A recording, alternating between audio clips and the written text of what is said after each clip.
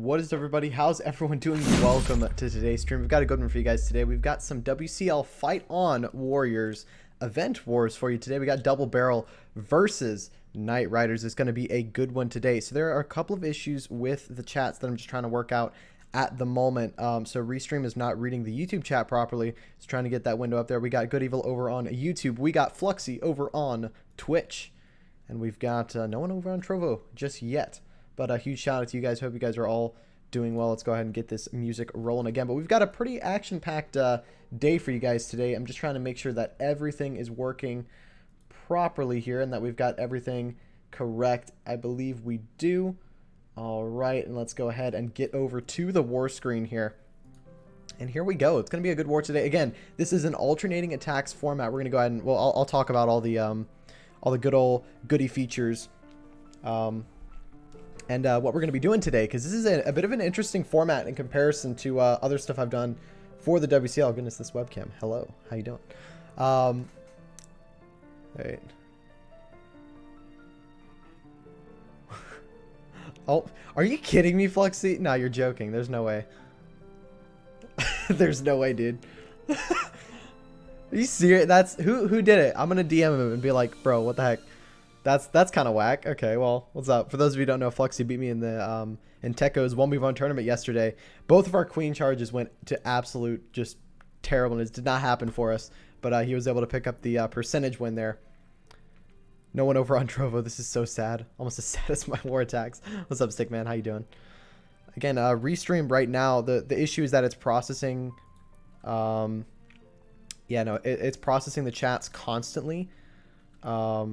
So I'm hoping that it gets fixed. I think it's just a bug, but right now everything else should be okay. I think. Yeah. Okay. We're good. Awesome.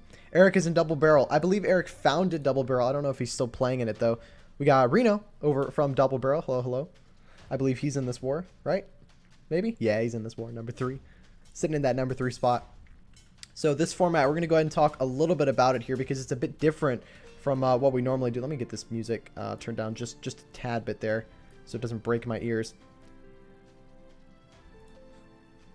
All right, let's just, there we go. Eric, don't play in our main roster. Yeah, that's what I thought. You hope Double Barrel win? Yeah, we'll see. We'll see. It's going to be a good war, but essentially this format, so what's interesting about it is this is the WCL champions, which are following the esports format. What I mean by that is the 5v5 alternating attacks format. The home team will be attacking exactly at the 40-minute mark, and then right after that, the away team will then do their attack, and it's going to go back and forth until every single attack concludes. That means we're going to have non-stop action throughout this war here. It's going to be a really fun time. I'm looking forward to it. This is also a best of 2. So in order to look at the winner here, we're going to have to look at both of the scores from the wars, the percentage and the stars, calculate them both together, and then that is going to be the winner. So who knows? Double Barrel could come out and win 14-1 against Knight Riders the first war, but then Knight Riders can come through on perfect war. Double Barrel maybe a couple of 1 stars, hopefully not, you know, and then it could change the tide. That's the best part about these best of 2s is that it's a unique style in comparison to most other esports tournaments and whatnot, is that there actually are numbers that matter. Like, they're important. Like the percentage numbers, they matter. The overall destruction does matter. See, you're gonna try something new. Sounds good, man. Sounds so safe. Yeah, it's gonna be pretty cool. Looking forward to it. Let's see. So let me go ahead and actually I need to get a little document up, because essentially the scores down here, the stars and percentage that you see below me, that is not reflective of the entire tournament. That's simply just based upon each of the wars, and that's actually going to be a bit outdated. It's going to take time to update. But what I'm probably going to do at the start of the next war, because there's 2 wars today, at the start of the next war, I'm going to have those stars and percentages as the total destruction and the total stars. So what I mean by that is each of these clans has the potential to get 500% damage destruction, because 500% or 500 damage points is essentially 5 3 stars. So say they get 4 3 stars and an 80%. That's 480%. And it's going to be adding on to that. I don't know if what they do is they take both of the average destructions as well as if they take both of the average destructions, add them together, then average that number, or if they just take the overall destruction. I'm not entirely sure just yet. I'd have to ask some admins. Bama adapted pretty well.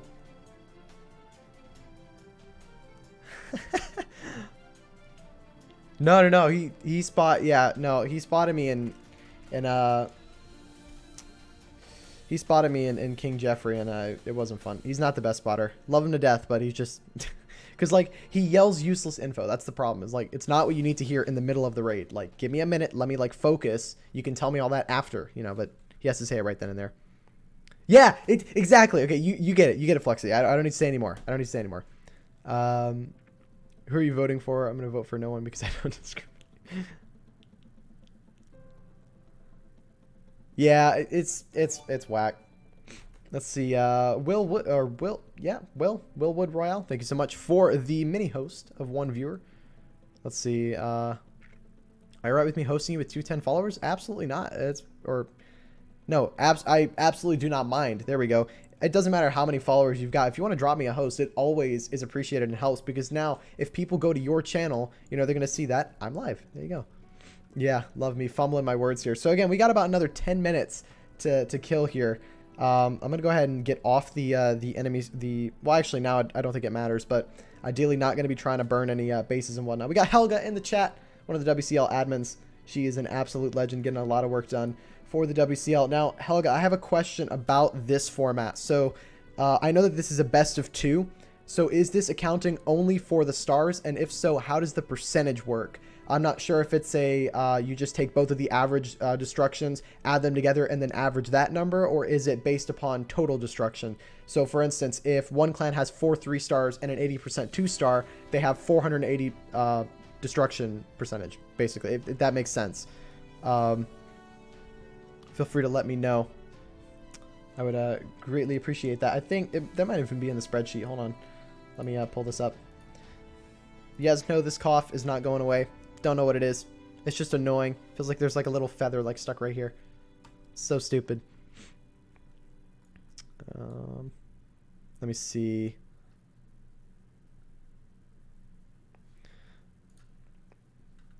Average and total will be the same. Yeah, that's what I'm thinking as well. So, you know.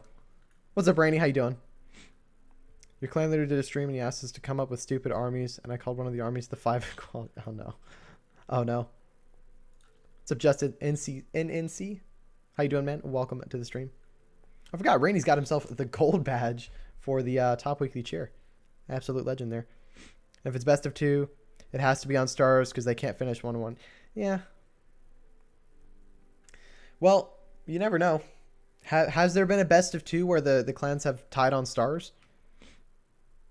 Need tobacco. That's fair. Yeah, what happens in a complete tie? It goes down to percentage, I'm pretty sure. I guess they just how does it normally go? Is it more of like they just kind of, if they tie on stars, you look at percentage. So how do you calculate the percentage? Is it just the total destruction from both wars added together? Is that what they go for? If that's the case, then that's easy. I can do that. Even I'm smart enough to be able to figure that one out. Yes, total destruction, right. Average, okay.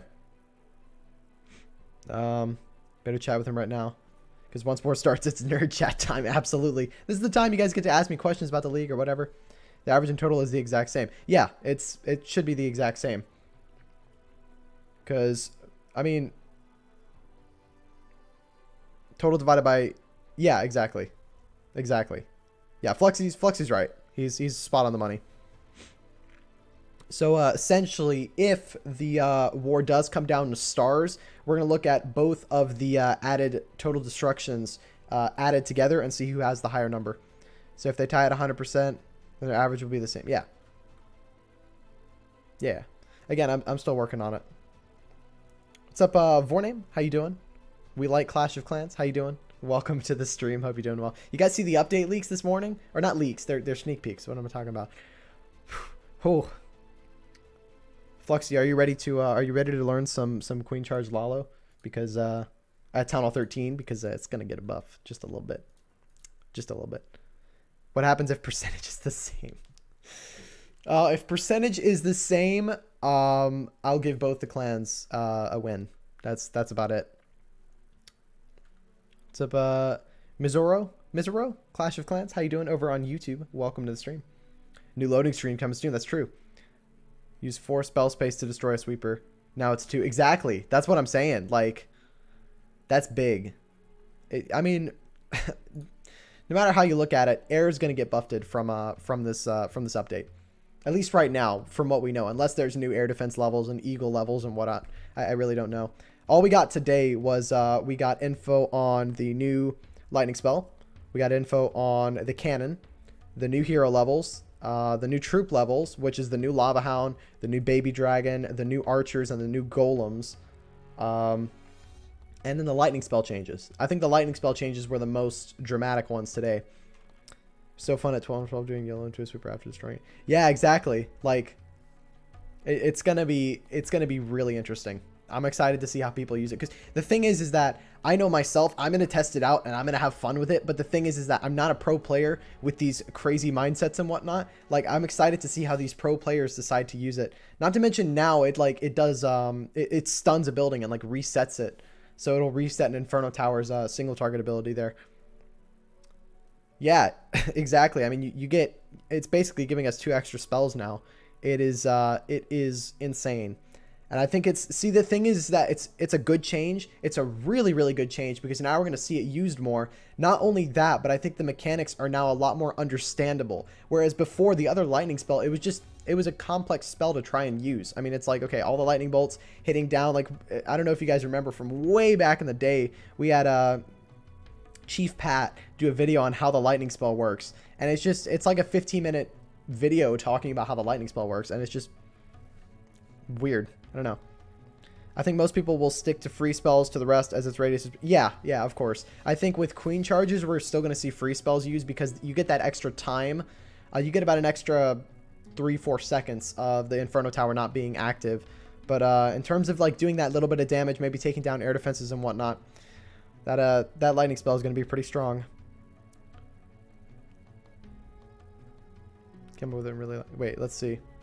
What did you only do? Oh, I see. So maybe the air gets stronger to relieve ground, but overall hit rate decreases. Yeah, Drags and Lalo are getting buffed big time. I mean, the Lava Hound's got another level, so they're going to be even stronger. But here's the thing. This is an important update, because it's not only changing a few things and kind of adding in some new stuff and maybe changing the meta a little bit. It's going to change it a lot, because here's the thing. Reality is, ground is the strongest that you can stick with right now. It's the most easy to understand, it's the most easy to execute, and it's the attack that does the best. I main Queen Charge Hybrid. Like, that's set in stone. I main in Legends with Queen Charge Hybrid all the time. That means more air bows, exactly. Ground will still be... Yeah, it's not that ground won't be strong anymore. I need to throw that out there. It's not like now, oh, because this update, ground's not going to work. It's still going to work. It's just now air is going to get that buff that it needs. And base builders are going to have to start catching up to the metas. But again, at this point, really can't say. Stream frozen. I would just crack a refresh if your stream's frozen. It should be fine. I'm looking at everything here. Everything's fine on my end. You hope ground gets nerfed a bit more. I think we might see some nerfs, maybe. Yeah. But, I mean, thing is like, this is going to prevent, like, adding more of these air changes is going to, like, stop the kind of Yeti spams and stuff that we see. So hopefully we'll see some good stuff there. Update gives air a chance to regain its spot. Just means more variety of attacks, hence more creativity, which is great. Exactly. Yeah, I agree with you, Fluxy. I think it's like, if people just kind of get away with throwing garbage at a base, I don't think they should triple. But then again, I mean, it's not like, you know, to triple at Town Hall 13... There's no such thing as a bad triple at Town Hall 13. If you can triple at Town Hall 13, it's either you know what you're doing with the attack strategy you're using, or the base is just terrible. Like, there's no such thing as an ugly... Well, there's an ugly triple, but not a bad triple. Yeah, that's the thing. That's the thing, Fluxy. Is like, if you're doing a bunch of Queen Charge Lala, I mean, you're going to love it at Town Hall 13. What's up, Brooke? How you doing? You've had bad triples, but they're triples. That's the thing. How can you call them a bad triple? It's not a bad triple. Maybe it was an ugly triple. Maybe it didn't look as clean, but at the same time, you still got it done.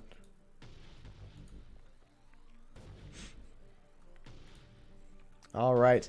So again, for those of you who are just joining us today, we're covering a little bit of WCL Champions. This is kind of like a preseason event, just to kind of display the format and kind of show how it works. Now, this war specifically is a best of 2. So basically what this means is that the total stars will get calculated together after 2 wars, as well as the total destruction is going to get added together. And then whoever has the higher in that area is going to win, whether that be stars. If it's tied on stars, then we go to percentage, this, that, and the other. He was testing a base for, yeah, Kumo 3 times. Right. Yeah, I get what you're saying, Flexi. I get it. And you know, that's the thing. We're gonna see those balances happen, so we're good. But it's not a bad triple. It's an ugly triple. That's the thing. It's way ugly. Like you shouldn't get it, but you tripled. Like it is what it is. You made the adaptation, threw everything at the base, knew what you were doing. A bad attacker would just freak out and spam everything straight in. What's up, Nathan? Town Hall 9 over on YouTube. How you doing, man? Welcome to the stream. Yeah, YouTube right now is having a few bugs at the moment, and it's making it kind of difficult for me to actually read the chat. So I apologize to the guys over on YouTube if I miss any chat, but I'm trying to keep up with it as best I can. Town Hall 9, since you're Town Hall 10, you suck at Queen Charge. Yeah, that's the thing with Queen charging at Town Hall 9 and 10. You got to have a max Queen if you want any good I guess kickstart to trying to do well. But here we go. We are narrowing down into the 40-minute mark, which means that we're going to see the first hit go in the next about 4 minutes. So we'll see how it goes. Ugly equals bad. Not exactly.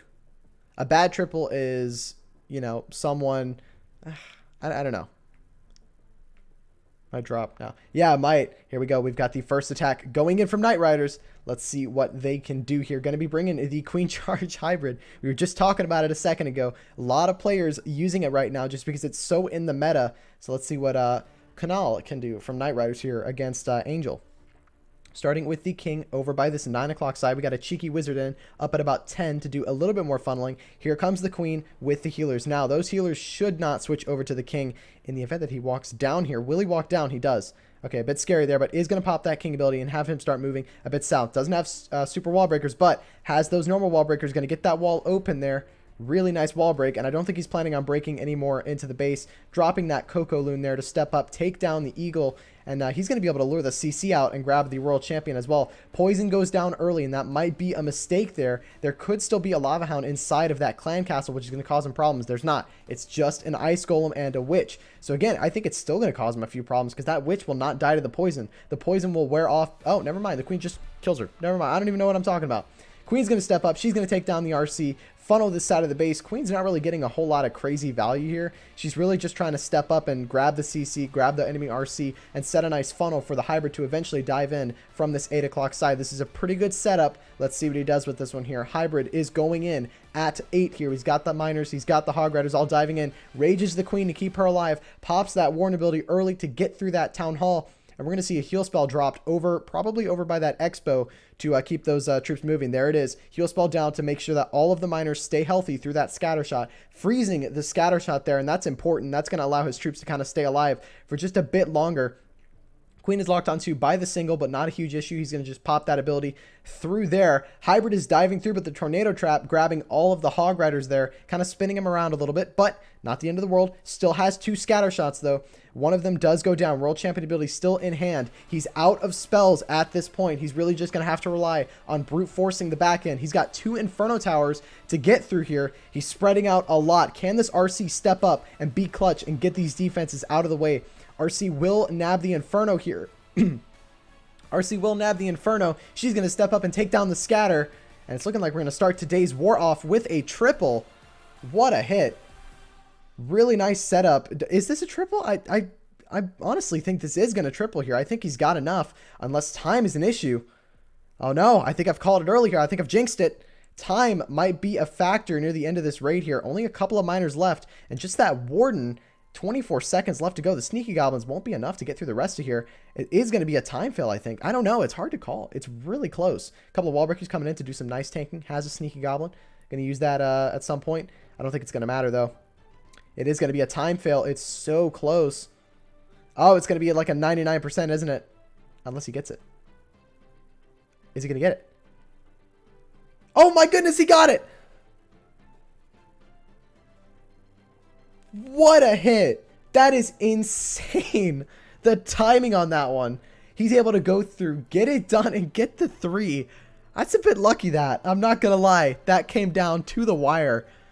Goodness. Let's see. I'm missing a little bit of chat. I'll try and catch up in just a second here. I think someone asked if I was doing NDL Pro. I think. Let me see. I think Brooke asked. Yeah, are you streaming NDL next week? I might be streaming some NDL next week. We'll see. It depends on the wars that are happening. Let me see. Let me scroll through. Past 2 seasons NDL flyweight, you're 100% with 3 lightning quake drags. Now you won't be able to do it? No, you won't. You will, right? Yeah, still will work. Let's see. That was a really close hit. Did he bring 8 wall breakers for 1 wall? Yeah, I think so. Wait, let me replay this really quick. What's the time at? He got it like last second. Look, okay, wait. First troop goes in at exactly 3 minutes. There was probably like 0.0001 like second left. That is insane. 3 lightnings won't take out 2. Oh yeah, you're right. You're right. Yeah, but now, now you can just use all the zap spells. It's the same spell space, right? Imagine the army camp had 1 HP. That would have been sad. 2 air defense is pretty close. Yeah, I know what you're talking about, Fluxy. You can still do those with the lightning spells because they're splash damage. Oh, I'm not gonna lie. That was the yeah. You could still, the spell space changes and the damage is adjusted a little, but it's the same value. KC, thank you for the follow over on Twitch, and here we go. We've got Double Barrel looking to respond with hopefully a triple of their own. Yeah, 3 lightning and a quake is 7 space. Yeah, you've got plenty of space. You know, 2 zap spells and a quake. I mean, you're fine. 6 light. Yeah, exactly. It's more value. Your hit rate's going to go up. It's going to be at 102%. But anyway, let's focus up here on this raid. We got another Queen Charge Hybrid coming in from Double Barrel. Realistically, they need to see a triple here to respond to the first a little bit lucky of a hit going in. But let's see what we've got going here. Thank you so much for the follows over on Twitch, guys. I really do appreciate Aries Gaming as well dropping in the follow. But here we go. Queen Charge diving straight in here to this 11 o'clock side. Now she's going to step up and hopefully grab this scatter shot. But we do have that inside single target Inferno there that could pose for some issues here. But it's looking pretty good.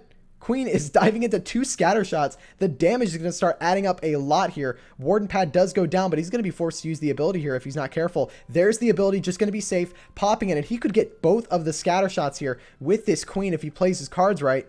Oh no, is the Queen going to path away from the single? She doesn't. She ignores the skeletons. What a play by the Queen. That's going to keep her alive. She takes down the single and is still moving through, and she's looking pretty healthy. She's going to keep coasting along that 11 o'clock side.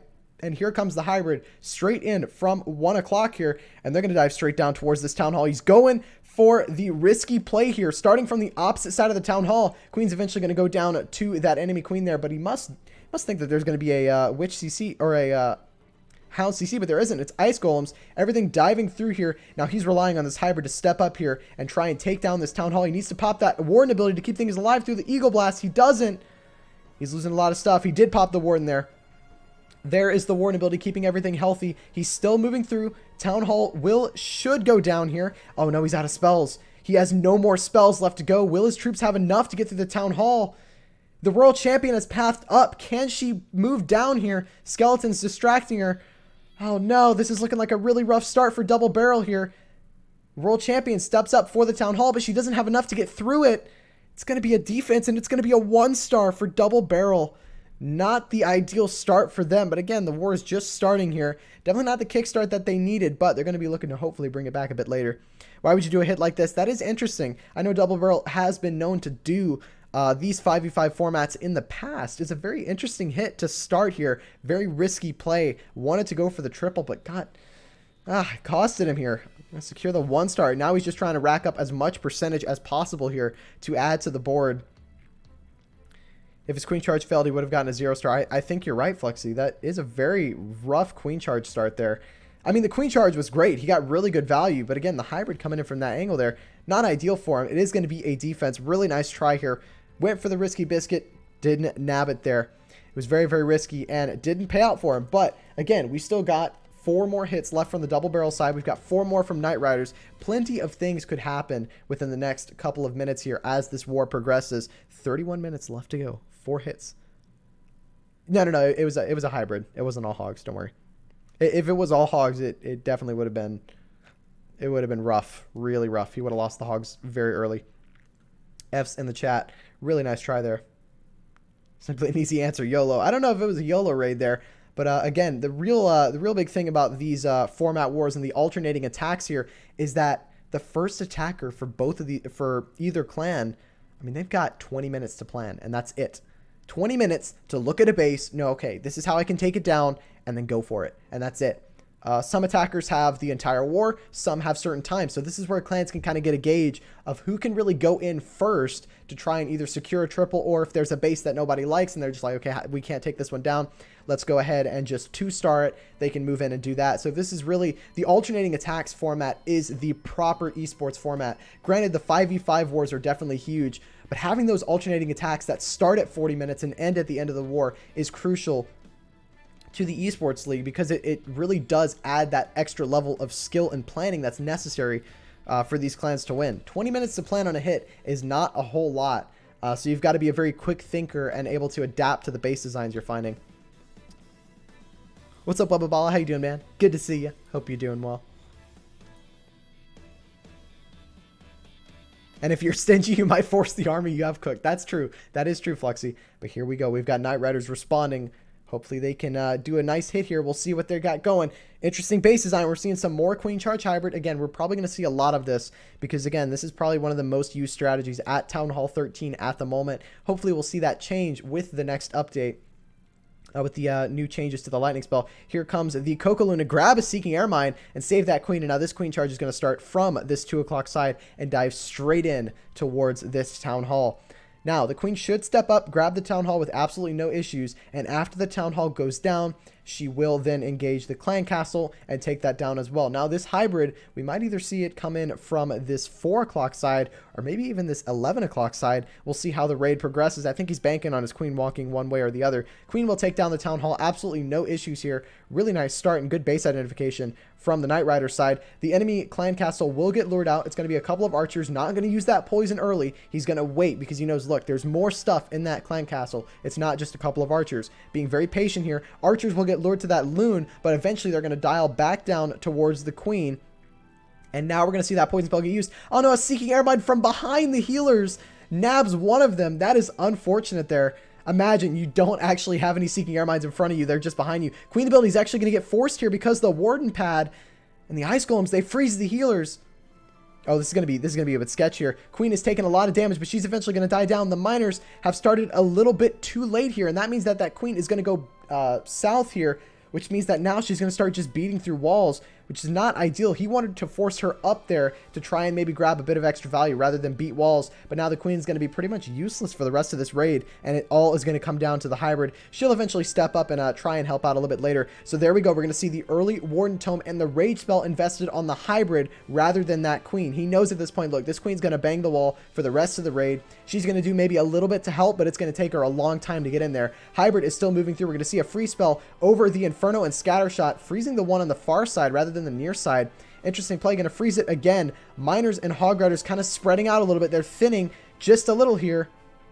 World Champion ability is still in hand. We've got a bunch of miners left alive on the outside of the base here. Warden's taking a lot of damage, and he is going to go down. Now it's all up to this RC. Can she step up and get some good value for the rest of the miners? She's going to step up. She should get this scatter out of the way. She doesn't. The two scatters, they're too much.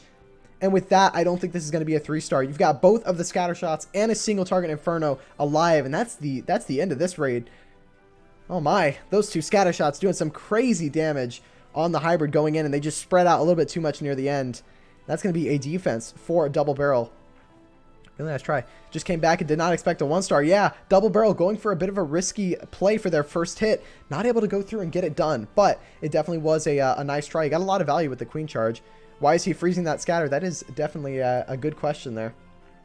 That scatter shot not really engaging any of his troops there could be a bit of a mistake on the attacking side, but we all know it happens. In all honesty, when I talk about raids in this stream and during these wars, I want it to be known, like, look, this is armchair coaching. Hindsight is always much better than actually going in fresh. But here we go. We've got a Sui Dragbat here going in from the double barrel side. Here we go. We're going to see something other than hybrid today. The dragons, these guys might actually get a huge buff with the new changes to the lightning spell. Maybe even throw in some lava hounds with those dragons, but we'll see what we got going. The Sui Queen is going to come in from this 6 o'clock side, and she's going to be going for that town hall. Can this queen step up and get the town hall here? She's funneled in really nicely, and she should get this town hall if she passed the right direction here. But there's a chance that she could get stalled in the storage and not go for the town hall here. Oh no. Is this queen going to step up for the town hall, or will she bounce to the outside? She's going to bounce to the outside. The queen has not gotten the value he wanted, and he knows he's popped the ability. He knows, okay, look, it's time for the backup plan. And I think his backup plan is just using that RC for the town hall later on in this raid, starting the dragons from the same spot there. Wait a minute. Could this queen still eventually step in and take down the town hall? Okay, never mind. We have a blimp for the town hall. That I don't know if he changed that from a previous siege there, but there's the warning ability affecting every single troop on the board here. This queen's going to help kind of take down this clan castle and keep those dragons moving. What is going to come out of this slammer here, or blimp there? We're going to see a couple of loons. Is he going to freeze it? No, he doesn't. Okay, we got a couple of loons and some sneaky goblins. Okay, that's how that town hall went down so fast. Here comes the RC from the top side. We're going to see those bats come in from probably 12 o'clock here. RC is going to get engaged by that single. Might even opt in to freeze it to keep her alive. He doesn't. Pops the RC ability, though, before he goes down. He's late on the freeze at 12. He loses so many of the bats, and this raid is just thinned out. Oh, no. He lost about 2 massive waves of bats to that first whiz tower there. And looking at the base, I mean, there's really not a whole lot of splash damage left. Those bats in just a little bit earlier, and maybe even those freeze spells down a little bit earlier, would have gotten this one done for him. Really, really nice try. But it is going to be a defense and low percentage at that. Uh-oh. That's not good. Not ideal there, but definitely still grabbing the 2-star. Not a terrible hit, but let's go ahead and get back to this war. Very nice try by a double barrel there. Not going through. Who was that hit? That was Angel going in. Really nice try. Let's see. Love it. Yeah. We got Helga flexing those orange emotes out there. And here we go. We got another live raid going in. They're ahead of schedule at the moment. Huge shout out to both of the clans out here. And let's see what we've got going. We've got the Queen Charge Hybrid once again, but this time we've got a jump spell and 6 wall breakers. So are we looking to see a jump spell into the base after a wall break here? Most probably going to have to invest a bunch of troops here to take down these Teslas. It seems like he had this plan, though, using all of his loons there for those Teslas. And I can imagine he wanted some of those for the Coco loons to try and save the Queen's healers, but going to be forced to use those early. He's got 1 wall breaker down. That was the test wall breaker. It actually made it to the wall. King has actually gone in from this 10 o'clock side, and he did a lot of nice funneling for the queen. He needs to get this wall break as soon as possible. Queen's locked onto by the single target Inferno. He's going to freeze it at a perfect time. Really good execution there. And now this queen's going to step up and take down that single target Inferno before he's forced to use another freeze. Jump spell does go down in the base. And notice, he didn't open up the town hall compartment here. He's planning on going past it and going towards that eagle. Doesn't want to get into the town hall compartment. He's dropped that jump spell perfectly in that channel to force the queen up into the base, dropping another rage spell to keep things moving. She is going to get the eagle down before the clan castle engages her there. There's the early poison to get rid of those archers and get the queen on the hound as soon as possible here. Here comes the siege barracks in from this 9 o'clock side, and here comes the hybrid straight in towards this town hall. And this is a good call here. Get that hybrid in as fast as possible to support your queen diving into the base here. That's a lot of damage on her right now. She's going to be forced to use her ability here, even though she's just dealing with the pups. There we go. There's the ability. Warden ability is popped as well, but now that queen's going to step up and keep moving through here. He's used all of the raid spells. Enemy queen is going to go down to his queen. He does have his heal spells. Final heal is used, but look at that double scatter shot at the back end. This could be really critical for the defense here. All of the miners and hogs pathing away from that hybrid. Healers are going down to that air defense up at the top. So this queen not going to live out as long as he wanted here, but he's still got a lot of miners and hog riders left alive at this bottom side. Can they get this one done here? He's dropping in that baby dragon at 6 o'clock to help with the funneling. World champion ability is still in hand, but he's going to be forced to use that early there because that scatter shot, and that's a good call there. World champion stepping up, getting some value in there. She's going to go down eventually here, but she might even get this scatter shot before she goes down. A bunch of miners on the outside. If the RC gets this scatter shot, it could be a triple. She does. It's really, really close. That gold storage going to be a bit of a problem near the back end of this raid. And there's a lot of stuff left. Not a whole lot of time on the board. I think he has the troops to get this one done. but I don't know about the time. It's going to be close. There we go. All of the Wizards and P.E.K.K.A.s wrapping around the outside there. Cheeky Wizard in at the bottom side 6 o'clock compartment there, or 6 o'clock side of the base to take down that gold storage, and everything is still diving in here. The miners are starting to thin out, though, and that Expo is going to stay alive. 12 seconds left to go. I think even though he has the troops to get this one done, it is going to be a time fail. Really nice try here. But it is going to be a defense there. And you got to admit, this was a pretty good raid. And the base just held there. Those two back-end scatter shots doing a lot of damage. That's the second raid that I've seen from Knight Riders ending on both those scatter shots. Not able to go through and get that raid in. What's up, Fire Gang? How you doing? Good to see you. Hope you're doing well. Hopped into Fire Gang stream this morning. Another fantastic Clash streamer. Go drop him a follow if you aren't already. He's doing a lot of, I believe he's doing some farming action. He's doing some streaming for Scorpion Monkeys. That's a good one as well. Definitely a nice try. Not going to go through, but that's going to raise their percentage by a pretty substantial amount here. Now, again, the scoreboard right now is going to be outdated just because the API right now in the game, it's not a instant refresh rate. Hopefully at some point, maybe the API, the public API, will be set to a instant refresh rate, so that way these stats will always constantly update. That is the hope. That is the plan. If that's the case, I mean, that'll be great. This scoreboard will have been updated instantly right now. We're going to see 3 stars from Double Barrel, 7 from Knight Riders. It's going to be set in stone there. But after this war, I'm going to have those percentages static on the screen, and we're going to be kind of adding to them as the next war goes through. But I'm going to jot down both of the percentages, have them written down, and then we're going to go into the second war, and then we'll talk about the winner afterwards. I don't really have a way to calculate both of the scores and keep calculating the overall destruction there.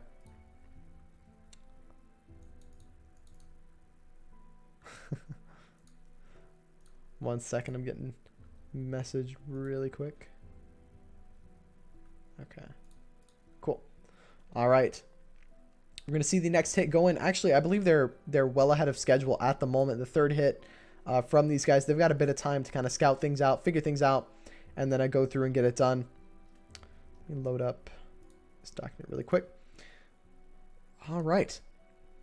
But again, guys, if you've not already heard of Trovo, I just want to kind of pinpoint that out there. If you could please go pop on over there, maybe check out the website a little bit, make an account, maybe even drop me a follow. That would be fantastic. Once we hit 100 followers, we're going to be looking at doing some, hopefully some giveaways on the channel. Give you guys a couple of gold passes to get those accounts farming up for this new update that's coming, hopefully within the next couple of weeks. But here we go.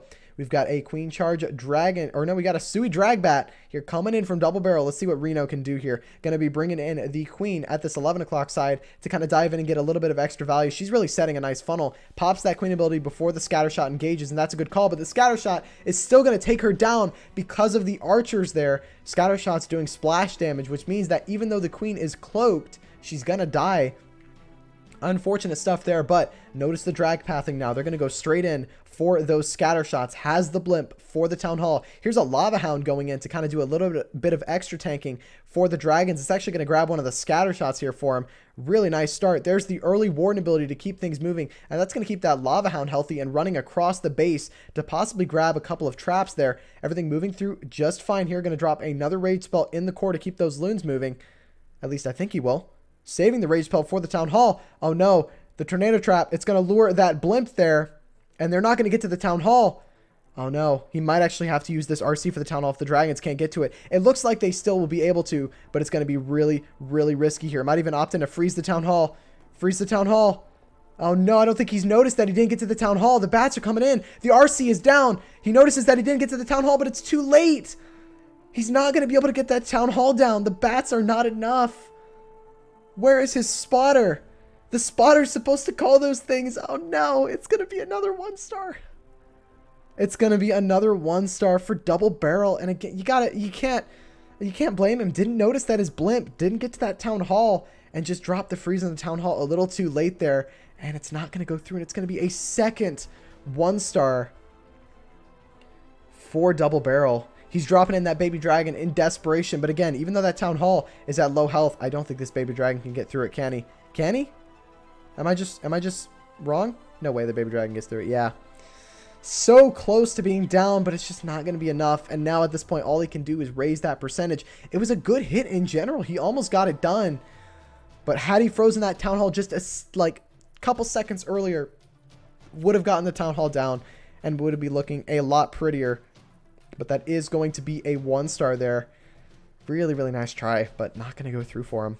Cowboy, thank you so much for joining over on Trovo. Hope you're doing well. We had a follow as well. We had Jim over with the follow on Twitch. Thank you so much for that follow. Much appreciated. But yeah, that Town Hall is going to stand. Unfortunate there. He's going to clear 90%, I believe. But it's not going to be enough because it is, in fact, a 1-star. 2 high percentage hits from the double barrel side, but both resulting in 1-stars.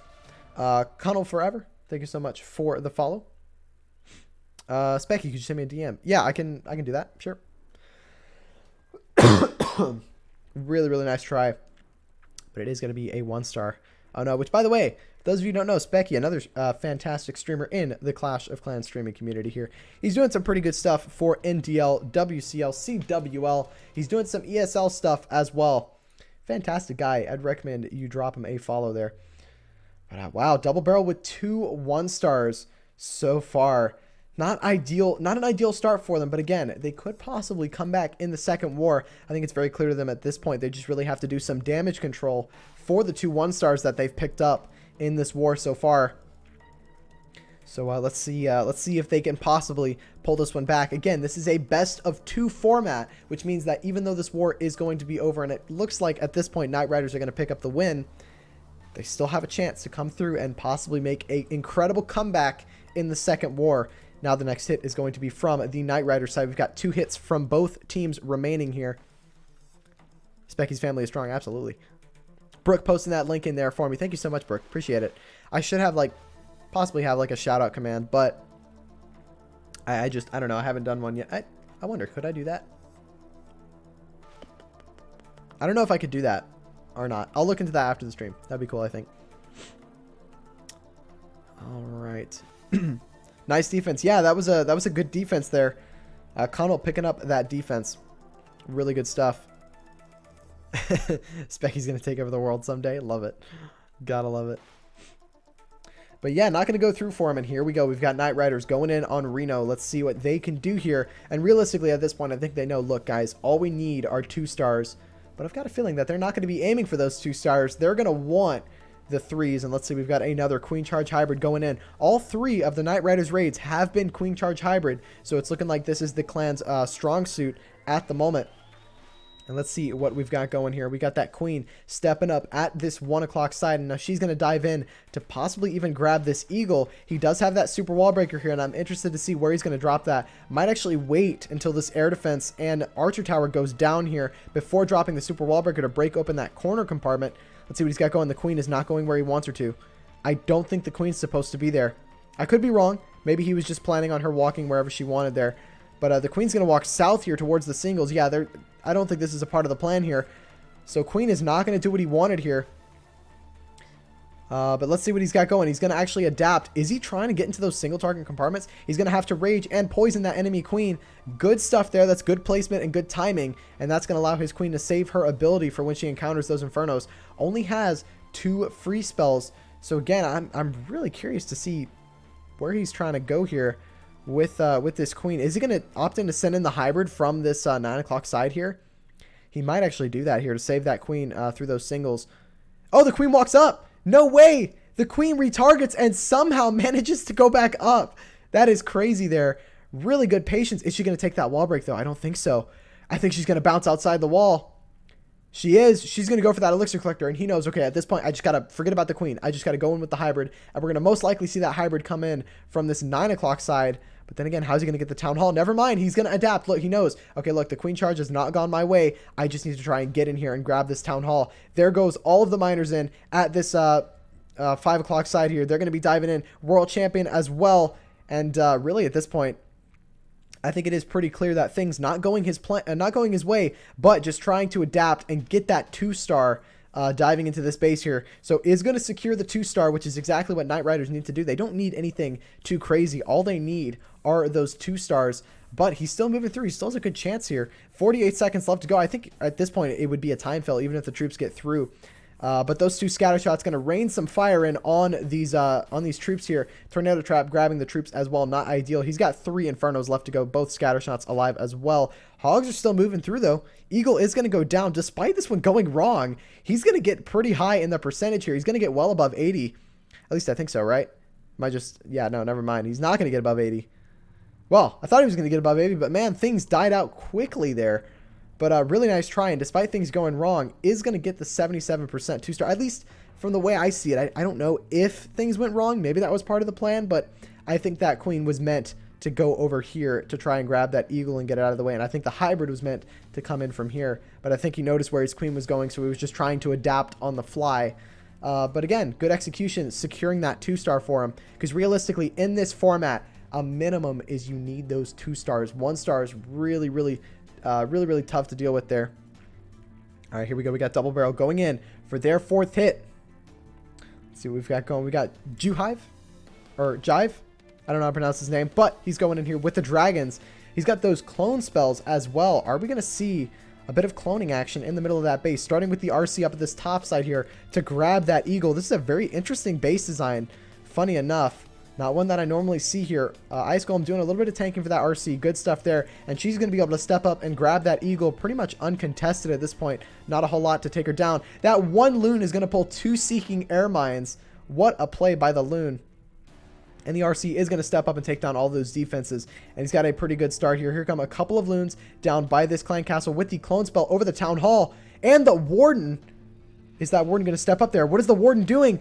Warden, step up. He's not stepping up with the troops. He's stuck on the archers. And the warden ability is going to get used, but it's not going to grab anything. Oh no, this has not gone his way at all. He barely got anything. He grabbed the town hall with that clone there. He wanted to gut that entire bottom side of the base. He wanted both of those air defenses, both of the expos, the Inferno Tower, and the Town Hall. But that warden really not doing it for him there. Clan Castle just a little too strong. Maybe luring the Clan Castle to start there would have been the better play. But now we've got those dragons going through, and at this point, he's just going to be looking to try and get a high percentage too. I don't think these dragons will have enough to get through the rest of this base. Raid spell is going to go down, but it's going to miss a couple of those dragons, and now they're going straight in towards this sweeper. Queen will step up and grab one of the sweepers, but not going to grab the one that's important. All those dragons going to get pushed to the core.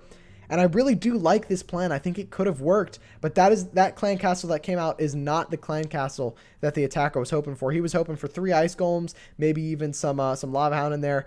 But man, that warden getting stalled on the archers there, not stepping up to affect all those troops in the Grand Warden Tome, really messed him up there. And it is going to be a defense. Really nice try. I like the plan, just not going his way.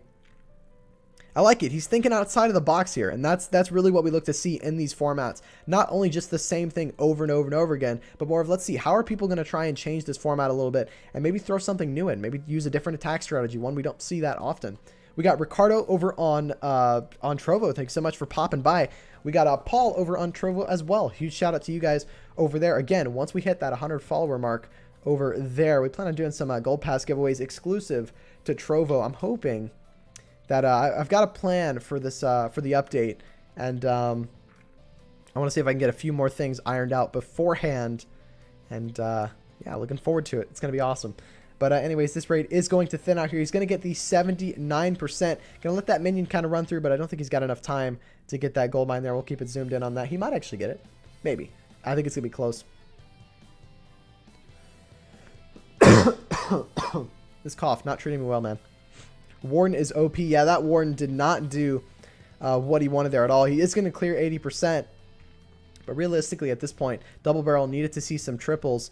And unless we see something crazy happen from the Knight Rider side, we'd have to see a 0-star for this one to be able to happen. The overall percentages, they're not too far behind either. We're looking at 64% to 71.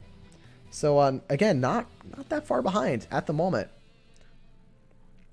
But all right, now we're going to see Knight Riders go in with their final hit.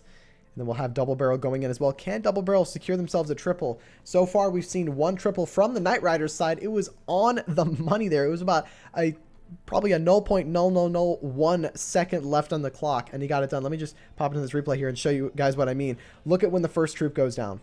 Ready? First troop goes down exactly at 3 minutes. Literally exactly at 3 minutes. It doesn't get closer than that. But yeah, got it done for him. Really huge shout out to him. Let's see if they can get themselves another triple and extend their lead a little bit more. Again, this format is a best of 2. So at the moment, this war doesn't decide who has won this event. Again, it's going to come down to the participation in the second war and how both of these clans can adapt, maybe change the play styles, and look to do some things differently here. So far, Knight Riders ahead at 9 stars to 6 out of 4 attacks. Not an ideal score for this 5v5 format. But again, let's see if Double Barrel can come back in the second war. We've still got quite a bit of action left to go, and here we go. We've got Karan going in from Knight Riders here. Let's see what he can do. He's bringing the drag bat with the 4 freezes. Only 5 bat spells this time, so he's not looking to go super heavy with the bats, but knows exactly what he wants to get with them. He's going to start with a couple of loons up at this 1 o'clock side with an ice golem here to step up and tank that single. We're going to see that Royal Champion come in straight after here, and I think that Royal Champion's meant to grab the Air Defense and Inferno, but those Teslas could be a bit of an issue here and path her away. He's going to pop that ability early, and that's a good call there. He is going to have to burn a freeze if he wants this Inferno. He doesn't. Is not going to get the Inferno. So already a little bit of a rough start here for Karan. Or, yeah, Karan, right? Yeah, going in here. He's going to funnel with those sneaky goblins. Going to step up and grab that storage. Really good value out of those 2 goblins there, clearing that storage. Here comes the king and the queen from this right side here by about 245. They're going to dive straight in here and hopefully clear a bit more of a funnel. Maybe even grab that air defense up the top side here. If this queen could be smart, she's not going to. She's going to walk straight around it here. And I don't think she's going to step up and clear that air defense. She might. She might here. Nope, never mind. Not going to happen. But he's going to let his heroes kind of do their thing. And we're going to see those dragons come in from this 2 o'clock side here. Again, that single target Inferno staying alive. Not ideal for him. But at the same time, I don't think he's super concerned about it. He's just going to Warden Tome through it. Here come all of the loons diving straight in. Baby Dragon in on that air defense. The Tornado Trap perfectly placed there. It's going to lure everything into it and slow this raid down a little bit more. But luckily, he's got that Grand Warden Eternal Tome, but it's popped early. Will that blimp make it to the Town Hall? It's just barely going to make it to the Town Hall. That's really close there. We're going to have a couple of loons and a dragon pop out there. And things are still moving through, but again, those dragons are thinning out a lot here, and the bats are going to go straight in on this Wiz Tower. Going to have to freeze. He's only got 5 bats, so he needs this scatter shot to be locked onto these dragons. If it retargets here, it's going to be a bad time for the rest of the raid. Now, he does have a final first spell, going to use it on that scatter shot here, and he's moving through, has 1 Wizard Tower left alive at this back end here. A bunch of dragons. The Air Mine takes down all of the bats. And that's it for this raid. It was looking okay, but again, that Air Mine stepping up and taking down every single one of the bats. Oh, no. And it's not going to happen for him. It is going to be a 2-star, but I'm not going to get the 3-star he was looking for. Really nice try, and I like the setup, but he didn't get the value out of the RC there. And again, those bats going down to the red Air Mine is unfortunate, but that's a good defense for Double Barrel there. That's going to cap Knight Rider's stars at 11 stars. Air Mine OP. What's going to be in the clan games? I'm not sure, Tootsie. I couldn't tell you. I'm hoping it's going to be something pretty decent, especially with the update being hopefully right around the corner. We got Repress over on Trovo. Thank you so much for the follow and tuning in. Much appreciated. Again, guys, huge shout out to anyone who wants to hop on there and maybe check it out. Trovo actually is owned right now by Tencent. And for those of you who don't know, Tencent, same company that owns Supercell at the moment. So just throwing it out there, just letting you know. Got some big plans in store for this site. I've got a feeling still in beta at the moment. Looking to hopefully do a soft launch soon. I believe now we've got custom emotes over on, I think I might even be able to upload new emotes. I'm not sure. They've added a bunch of new stuff, as well as now apparently you can tip streamers. I think that's a thing. I'm not entirely sure, but I think there is a way to actually use that currency on the site and then shoot out donations. It's either working right now or it's in the works at the moment. Let me double check here really quick. Yeah, no, I think it's in the works at the moment, right now, from what it seems. That make the most sense. Supercell is a 10-cent company. They're everywhere. Yeah, they are. They really are everywhere. Here we go. We got Double Barrel going in with the final hit of this war. Can they get themselves a couple of extra stars here to hopefully get that lead going? Let's see what we've got here. He's bringing in the drag bat. So far we're seeing Double Barrel really liking that drag bat attack strategy here. We're seeing a lot of their members using it, which it's kind of a breath of fresh air from all the hybrid. But let's see if he can hopefully step up and get them the triple that they need to stay in the lead on, or to stay at least up to pace on the stars with Knight Riders here. We're going to start with that King over by 3 o'clock. Queen is in at this 11 o'clock side, and they're really meant to try and step up and create a funnel for those dragons to dive straight in here towards that Inferno Tower at about 2 o'clock or so. Queen's going to step up. She's going to do some good value here and hopefully take down that inner channel of defenses as the raid progresses. She's going to actually step up and grab that air defense there. Good value out of her. And let's see those dragons come straight in from this 2 o'clock side. They've got a bit of a wide start in the beginning. Might even opt in to drop one dragon on this camp and then drop the rest of them on those 4 buildings up here. Unless the dragons are coming in on a different side. Here comes the Hound. Here come a couple of loons for the air defense. 2 dragons coming in. Here come the rest of the dragons from this right side.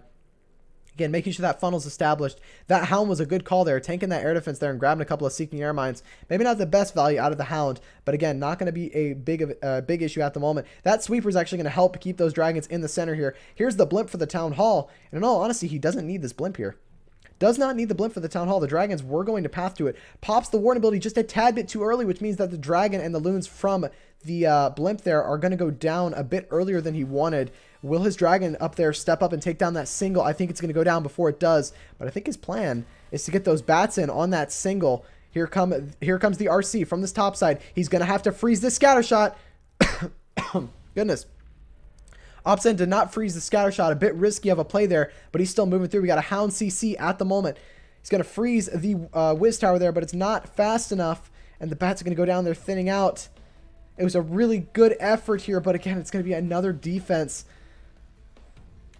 Is going to pop that RC ability there. And again, it's really, in these kinds of raids, and especially in the drag bat raids, it does really come down to, look, the timing has to be perfect on the dragons, on the bats. He lost a bunch of dragons here to that single target Inferno.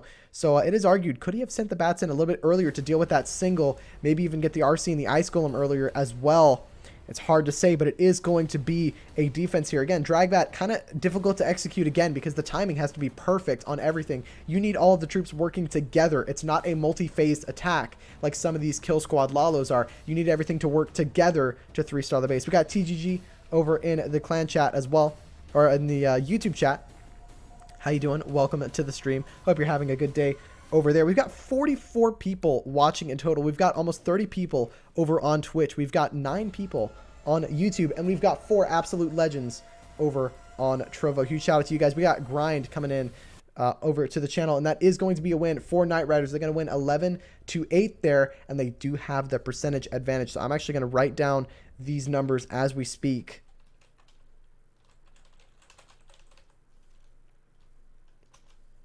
Let me go ahead and just jot down the numbers really quickly, just so we can keep tabs of it. And they're gonna go ahead and get spun straight into the next war, and we'll go ahead and put on that triple that was really close, just so you guys have some eye candy to look at.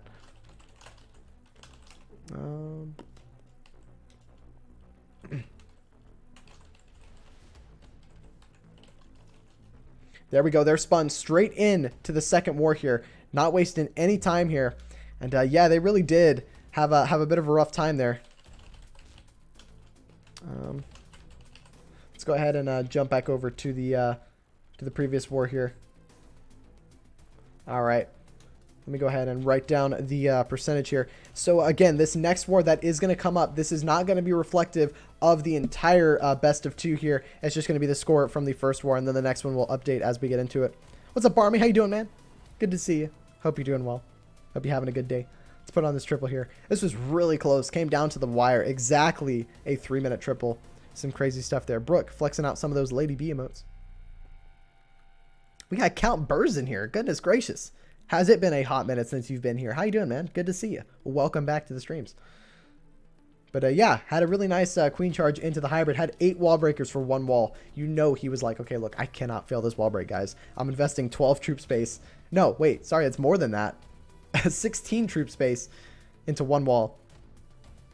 You've got one of these later? Yeah, it's honestly, I mean, the WCL action, the format that we're going to see in this WCL Champions League is going to be awesome. It's perfect for streaming, and it's the kind of wars that I look to stream more of because it's constant, nonstop action for you guys. I believe we already spun in the next war, and so we've got about a 20 to 25 minute, I think it's about 35 minutes of wait between the next war. So maybe we can do some Legend League attacks on the in between. Been here every now and then lurking. Yeah, I feel that, man. Shout out to all the lurkers out there. You guys are the real MVPs, because in all honesty, I get it. Like, whenever I'm in streams, a majority of the time I'm just lurking, just because I'm like, you know what, I'll put something on while I'm, you know, working on something, or maybe, you know, playing some games, farming, whatever. Just have a raid up on the screen and have fun with it. But after this replay here, it's a very close 3-star. We can probably jump into some legend attacks beforehand and do a bit of filler content for you guys. You like a little bit of marbles? Yeah, honestly, I thought about doing setting up marbles on stream. I think it could be cool. I might look into that. Maybe. Just maybe. I think it could be fun. But we'll see. Maybe one day I'll set that up. We'll do some marbles. Get you guys participated. Because I've got a feeling that a couple of people would want to do that. Well, it all depends. If I was to implement marbles, for the people that are in chat, if you'd want me to implement marbles and do that as like a filler for times there's no action going on, then we could do that. WCL already started. No, this is not the WCL Champions League. Could you post me stat screenshot, please? Okay, cool. I'll do that in just a second, Helga. I'm gonna DM you the chat really quick. Can't commentate like Barmy. No, Barmy's marbles commentary. I mean, honestly, I don't know who out there is like the professional marbles dude, but somebody sign him, because goodness gracious, I mean, he knows what he's doing. Helga, I just sent you a DM of the stats. I'm gonna go ahead and after this raid, I'll go ahead and get a screenshot up on the board for you. New hero levels, no way. Yeah, it's gonna be awesome. There's still more to come. There's still a lot more stuff in this next update that's gonna be released, and I'm not gonna lie, I'm most excited for the quality of life changes that are coming, because they are going to happen. Again, so big thing with me is I'm not NDA. I'm not an NDA content creator, so I know absolutely nothing, so I can say whatever I want, luckily. But yeah, no, the quality of life features, I know they are going to happen, because with every single major update, there's a ton of quality of life stuff. I don't know if you guys saw, but the new villager, I kind of like it. I think it looks really cool. The new villager kind of look. We just applied and got a bit confused. Oh yeah, I got you. No, this is basically this is the preseason event, kind of. It's like a mini event. This is mainly just to kind of showcase the format and be like, this is what it's going on. What villager? The new villager. You know how the normal villager, she got a reskin. She's got a bit of a different look. All right, let's go ahead and I'll put those war results on the screen for you, Helga. And I'll go ahead and take a screenshot while I'm at it. There we go. Do you want me to send that to the group chat right now, or do you want me to just wait? Let me know. Actually, you know, we'll do that now. All right, but yeah, a really interesting first start to the wars here. Again, double barrel gonna lose that one 8-11, but hopefully they can bounce back here. We're straight into prep day for the next war here. Let me go ahead and shoot Helga the results here real quick, and we'll go ahead and go in and do a bit of a Legends League raid in the time being. I'm not going to boost or anything, but might as well just fill the space. You know, do some stuff. There we go.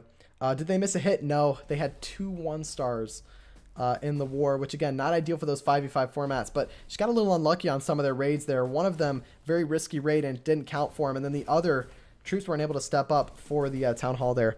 So really nice try, but let's go ahead and jump over to my account here. We'll go ahead and we'll switch over to, we'll go over here for now. Just for now, as we've got that bit of a gap. What's up, AIS143? How you doing, man? Over on Twitch. Good to see you. I hope you're having a good day. All right, let me go ahead and see if I can do a Legends League. I have no troops. I have no CC. All right, they're talking about terms of service stuff. I'm not going to share that. I'm going to let them do their thing. Shout out to the King Jeffrey guys. We're OP. Just saying. We're totally not 1-9 in elite, but we got big plans. Don't worry, guys. Don't worry. We've got some big plans. I know a lot of people were pretty outraged with the a lot of people were pretty outraged with the CWL clan announcements for esports. But there's reasoning as to why we got accepted, and why some people think, hey, that's kind of unfair. That's not really, you know, it's like there's a lot of other clans out there that have pretty good potential and are pretty OP, and they did not get accepted, and they got shoved into the qualifiers. But and in all honesty, the thing is like I don't know the full story of why we got accepted. What reason is there to make JON? Oh, JON. Yeah, that's the thing. It really, I think, again, I don't have the full story because I don't. That's the thing. I'm not a part of that registration team. Yeah, yeah, I agree with you, Flexi. Hold on, who dropped a sub over on YouTube? We had Ignatius. I'm not gonna try and pronounce the second part of that name, but thanks so much for the sub over on YouTube. Much appreciated. But yeah, I mean, it comes down to King Jeffrey has been a part of the CWL since day one. We've been actively involved in the league. We've helped the league throughout the years. And so we are considered one of the OG clans in the league, which that could be the reasoning. I don't know if that's the exact reasoning or not. I really don't. I have no clue. I wasn't a part of the CWL admin team that approved it. Funny enough, Wuxia, who plays in King Jeffrey, wasn't even the one who approved it either. It was the other admins. So yeah, it's hard to say, but again, I'm just hoping we have a good esports season. That's all I'm looking to do. You know, King Jeffrey, we had a really rough elite season. We had some rough 5v5 seasons. So we're just hoping to kind of bounce back and hopefully get some good 5v5 format wars in. We made it decently far in the ESO qualifiers. We made it past round 1 and round 2. Got knocked out round 3 before the round of 64 there, but got a bit unlucky on our war there.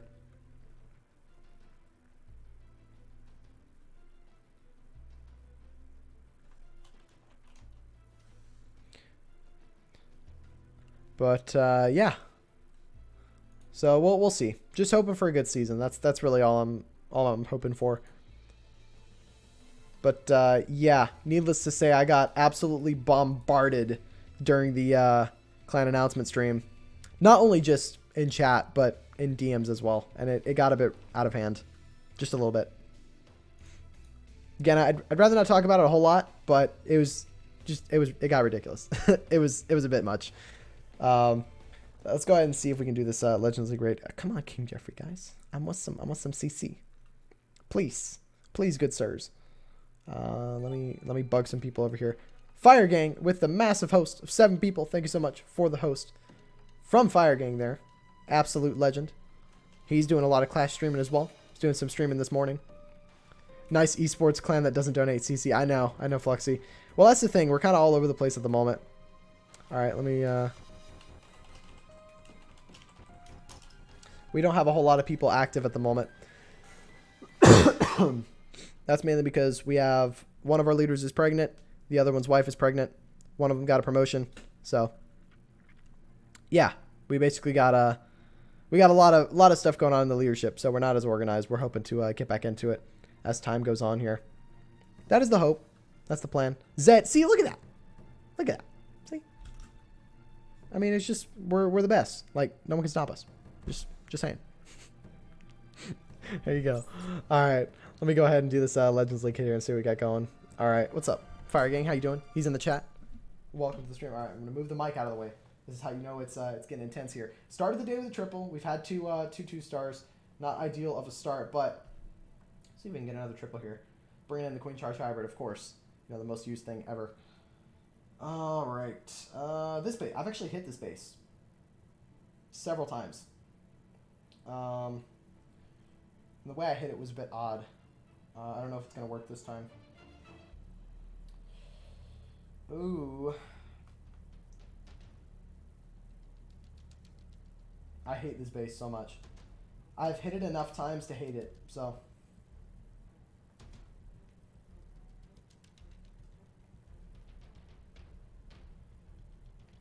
There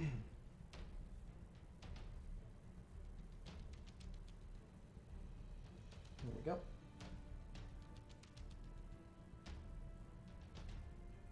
Oh, this queen's gonna bounce around, isn't she? No, she's not. Oh, I didn't rage all the healers. Don't force queen ability. Oh. It's fine. It's fine. We are okay. Ladies and gentlemen, we got him.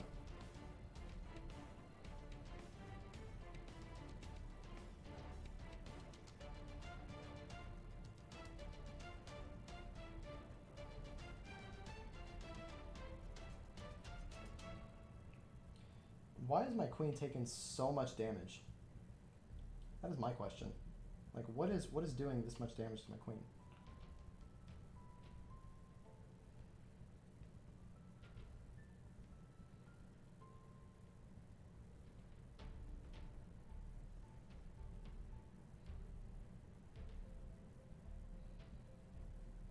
What is she doing? I just see her, like, wrapping around on the outside there. I don't know what she's doing there. Oh, hogs were early.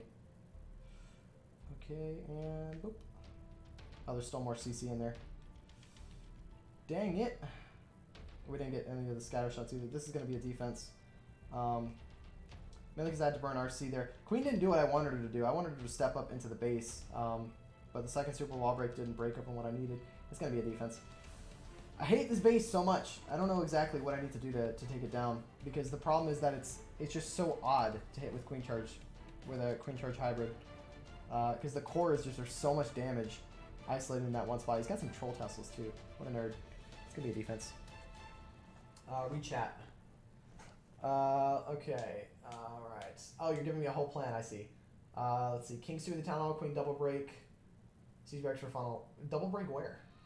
You need to Sui Town Hall with King. Get the same value in lower CC.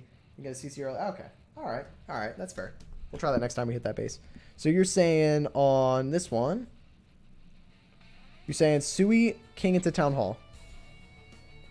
Well, he's not going to get the Town Hall because the CC is going to come out beforehand. He might. There's a chance. But I don't have 3 wall breakers, though. Siege breaker like 3. So, like, queen up here, basically. And then the hybrid down this way. I've done that before. I've done that multiple times. And what happens is that when my hybrid gets to here, that's when they all die. Because the core is just too much. And plus, there's a bunch of spring traps in between all these, all those expos.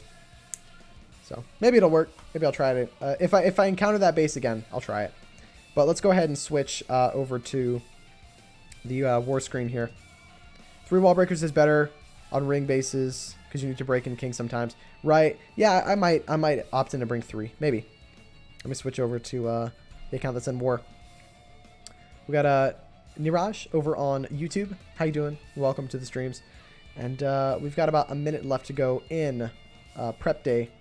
And we've got about 20 minutes to wait before the raids actually go in. Again, these scores have reset. We are into a second war here. And again, would absolutely love it if the API updated constantly. But at the moment, it's about 5 to 10 minutes behind. So we didn't get the fully updated score at the end there. Okay. Okay, I need to do one switch really quickly. Don't worry about it. It's fine.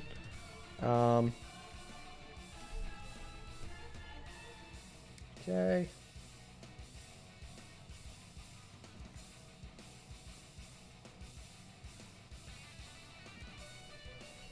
There we go. Fraud, you're not going to get a base review this stream. Sorry, buddy. I don't do base reviews on my streams. But if you want some tips on if you're just going to spam, I'm just going to time you out, bro. Wait. Oh, you're not spamming. Never mind. It's just spamming on my restream for some reason. But yeah, for those of you who are looking to get base reviews, I don't do base reviews on my streams. If you want any advice on what you could do for your base, feel free to go ahead and post over on Discord, and I will give you some info there. I can do that off stream, but let's go ahead and get back in to this war here. Switch back over a little bit more, and here we go. Make sure I'm not burning anything. All right, we're good to go. Back in it with war number 2. You need advice, man? So bad for Town Hall 11. Discord it is. Yep. There you go. Okay. Foud, I'm just gonna time you out because you keep repeatedly posting your tag. Niger has stopped. I do appreciate that. Because again, I'm not going to do base reviews on my streams. I really don't see the huge point in reviewing it on stream. If you want me to take a look at it and maybe give you some tips, go to my Discord server. That's probably the best way to do it, because bottom line is nobody else wants to look at your base, you know. And in all honesty, I mean, I'll give you tips on your base, but it's not like I'm like looking to look at your base.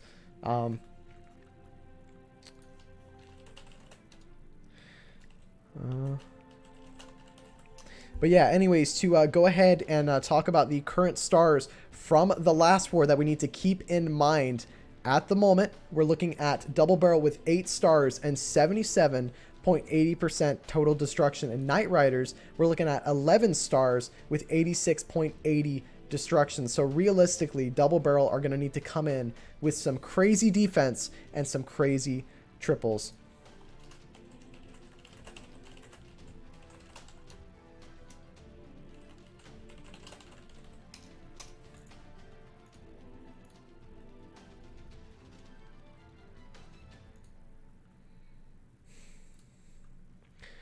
All right, let's see. We got Team Z over on Trovo. Thanks so much for stopping by. Really do appreciate it. I don't really get why Trovo actually alerts the whole stream that someone's joined. But, I mean, hey, it works. It works. It lets me know that you're there, and so that way I can say hi. How you doing? I hope you're having a fantastic day. And for those of you who are just joining us today, we've got another war going on here. We got a best of two. We got Double Barrel versus Knight Riders. This is the WCL I keep forgetting the event name. It's the Fight On Warriors preseason kind of little mini event before WCL Champions League starts up here. What you use to take down? What you take down with your Queen Charge for Lava Loon at Town Hall 10? Enemy Queen is a big one. The enemy clan castle and air defenses. Those are your three main big goals there. Possibly even grabbing an Inferno helps as well. It's just all about getting the value that you're putting into your Queen Charge. If you're going to invest 5 healers, which is a bunch of housing space and a bunch of rage spells, maybe even a freeze, you're going to need to get a lot of value. It's all about trading value based upon what you're attacking with. Be Rich over on Twitch. Thanks for the follow, man. Much appreciated. We got Puma in the chat. How you doing, man? Good to see you. Popping out some of those Burtis Let's Go emotes. Gotta love those.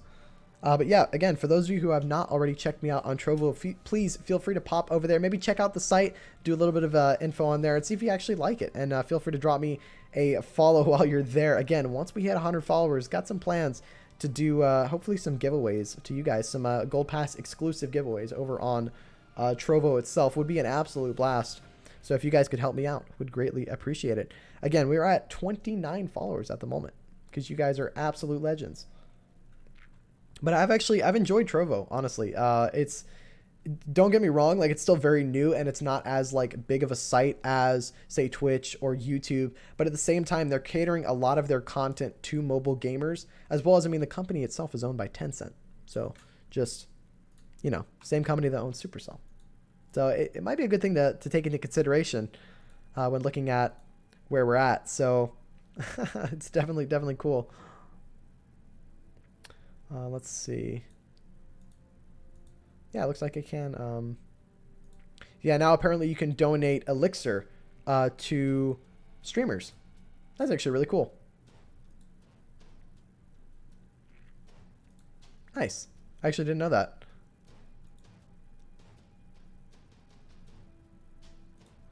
Alrighty, let's go ahead and put that over there. But yeah, Trovo, it's a slowly developing site. It's getting there. It's working on a lot of kinks and stuff, and they're adding a whole bunch of stuff later on. It still in the beta, very much is in the beta stages of its development at the moment. So I'm excited to see where it goes from here. But again, we're at 55 minutes. For those of you who aren't super familiar with this format, attacks will not be going in until the 40-minute mark. But the moment we hit that 40-minute mark, we're going to be seeing non-stop attacks from both sides here. Double Barrel versus Knight Riders. Again, both of these clans, we saw some decent stuff from them, but Double Barrel very clearly behind, and they were sitting at about 88 or 77.80% destruction with only 8 stars, because they had 2 1-stars last war and no 3-stars there. Knight Riders looking at 11 stars. They had 1 triple of their own, and the rest were 2 stars, and they're looking at 86.80% overall destruction. Now, the way this best of 2 format works is the person with the most stars out of both of these wars will, will win the event. However, if both of the teams are tied on stars, we're going to look at the overall destruction added together from both of the wars and see who has that higher destruction, and whoever has the higher destruction will win the war. It's definitely an interesting one. We got mod play over on Trovo as well. Thank you so much for popping by. Hope you're having a wonderful day. But now we've got about 10 minutes or about 15 minutes before we see any hits go in. So I wonder, can I do some raiding? It's just my farm army. Not gonna worry about doing a farm army. So DB has no chance. Not exactly true. Whatever, man. They still technically could get this one done, but realistically, they're going to need to see some crazy stuff on offense and defense to pick this one up. They're already behind by, what is that, 3 stars? So 3 stars with, you know, and also behind a percentage. It's rough. It's definitely a rough start going into War 2, but it's nowhere near over. If Knight Riders maybe choke a little bit and double barrel up their attacking and maybe even their defense, could be looking at a win for them. Mathematically, they have no chance. Just like mathematically, I have a chance to be a world champion. No, they technically still have a chance. Mathematically, they're not out yet. It's 8-11. They've still got this war to go. It's definitely not looking well for them. That much is for sure. Like, it's definitely not in their favor. But at the same time, they've still definitely got a chance here. But again, we've got a little bit of time to fill between both of the attacks. Barmy suggested that I figure out marbles, and honestly, I might take him up on that. We might do some marbles. I don't know how you guys would feel about marbles, though. Doesn't matter. I really like watching the pros attack. Yeah, for sure. Absolutely. I don't think some of these players are some of the pros, although Knight Riders, I think they were doing ESL stuff this morning.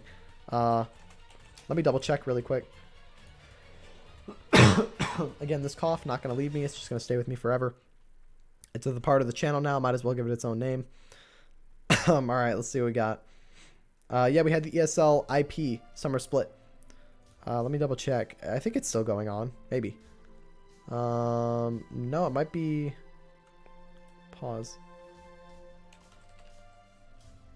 Let's see. Night Kings were in it, but... Yeah, they got knocked out. But yeah, hopefully we see some really nice attacks from this war. And again, the best of 2 format, definitely a bit of an interesting switch between the best of 1. Really gives both of those clans some more flexibility to their attack style. And with this alternating attack style, it's definitely a bit interesting and a little bit more difficult when it comes to... hold on a second. Am I just way behind? I think I'm way behind. Oh, yeah. No, it's way behind on Triple. There we go. Fixed it. Sorry, don't worry about it. I was just confused as to why it was popping out some things. There we go. This webcam is going to bother me all day, but it's fine. And here we go. We got 10 minutes left for these hits. I'm actually going to go ahead and put up a poll at this point, just so you guys can kind of vote on who you think is going to actually win this one here. Let's see. So we got...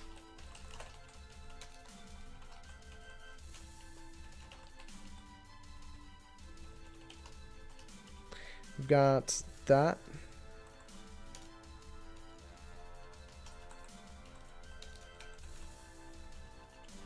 And then we've got Knight Riders.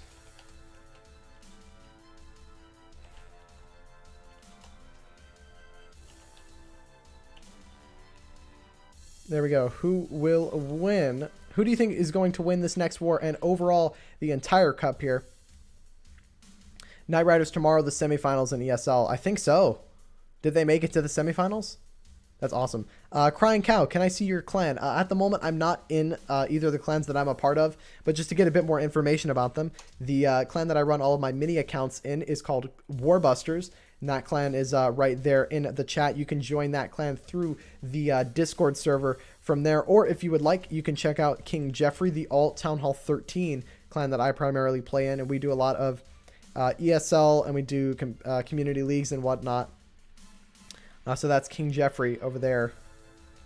But if you want to check out either one of those clans, feel free to join the Discords and you can apply from there.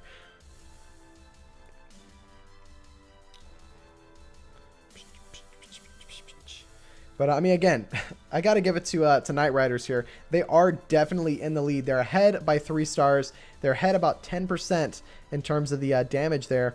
So they're definitely going into this war, I think, a little confident. And realistically, if they just 2-star every single one of the bases, more than likely it will be enough to win the war. They could win this war on 10 stars. And realistically, Double Barrel are going to have to come through with some really good hits. They are behind, but I think they know they are. And I think they're well aware, and they're like, you know what, guys, let's crack down. Let's get it done. Let's see if we can get ourselves some nice triples for this war. It's what I hope for. I want to see some nice triples from either side. Last war we saw a hybrid triple, came down to the wire. It was about as close as can get. Well, actually, you know what? We'll go ahead and put on that triple for you guys, because that was a nice triple. Getting very, very close to the wire, down to the wire there on this one, just to fill a little bit of space between the next hit that we've got going. I would show a few more of the hits, but since we didn't see any other triples, I don't want to replay a hit on a base that wasn't burned. If a base gets tripled live on stream, it is considered burnt, and at that point, you know, showing it as many times as you want, it's whatever. Goodness, man. This cough is never going to leave me. It's going to be with me forever. At least I've got a feeling. How long until we get to watch this war? So this war that we've got right now has about 10 minutes left before... it's got about 10 minutes before it starts. The attacks will start at about 40 minutes, and there'll be alternating attacks from both sides here. All Town Hall 13 5v5 single hit format, which means that each player can only attack one time. The rosters are below me. Those are both of the play, or all 5 of the players from either clan there. And the stars and percentage are also on the screen, and that's the stars and percentage of the current war that we're watching, and that one updates automatically. So hopefully, again, right now, we had a previous war to this one. It's a best of 2. So we're going to take the scores from both of the wars, add them together, and see who has the higher scores. It's going to come down to stars first. The clan with the more stars wins. And if they're tied on stars, it's going to go to percentage. But this was the one triple that we saw from the last war. And this one went in and got the triple for him. Actually, hold on one second. Oh, shoot, wait. Okay. Webcam's gone. That's a problem. Hold on. See if I can figure this out.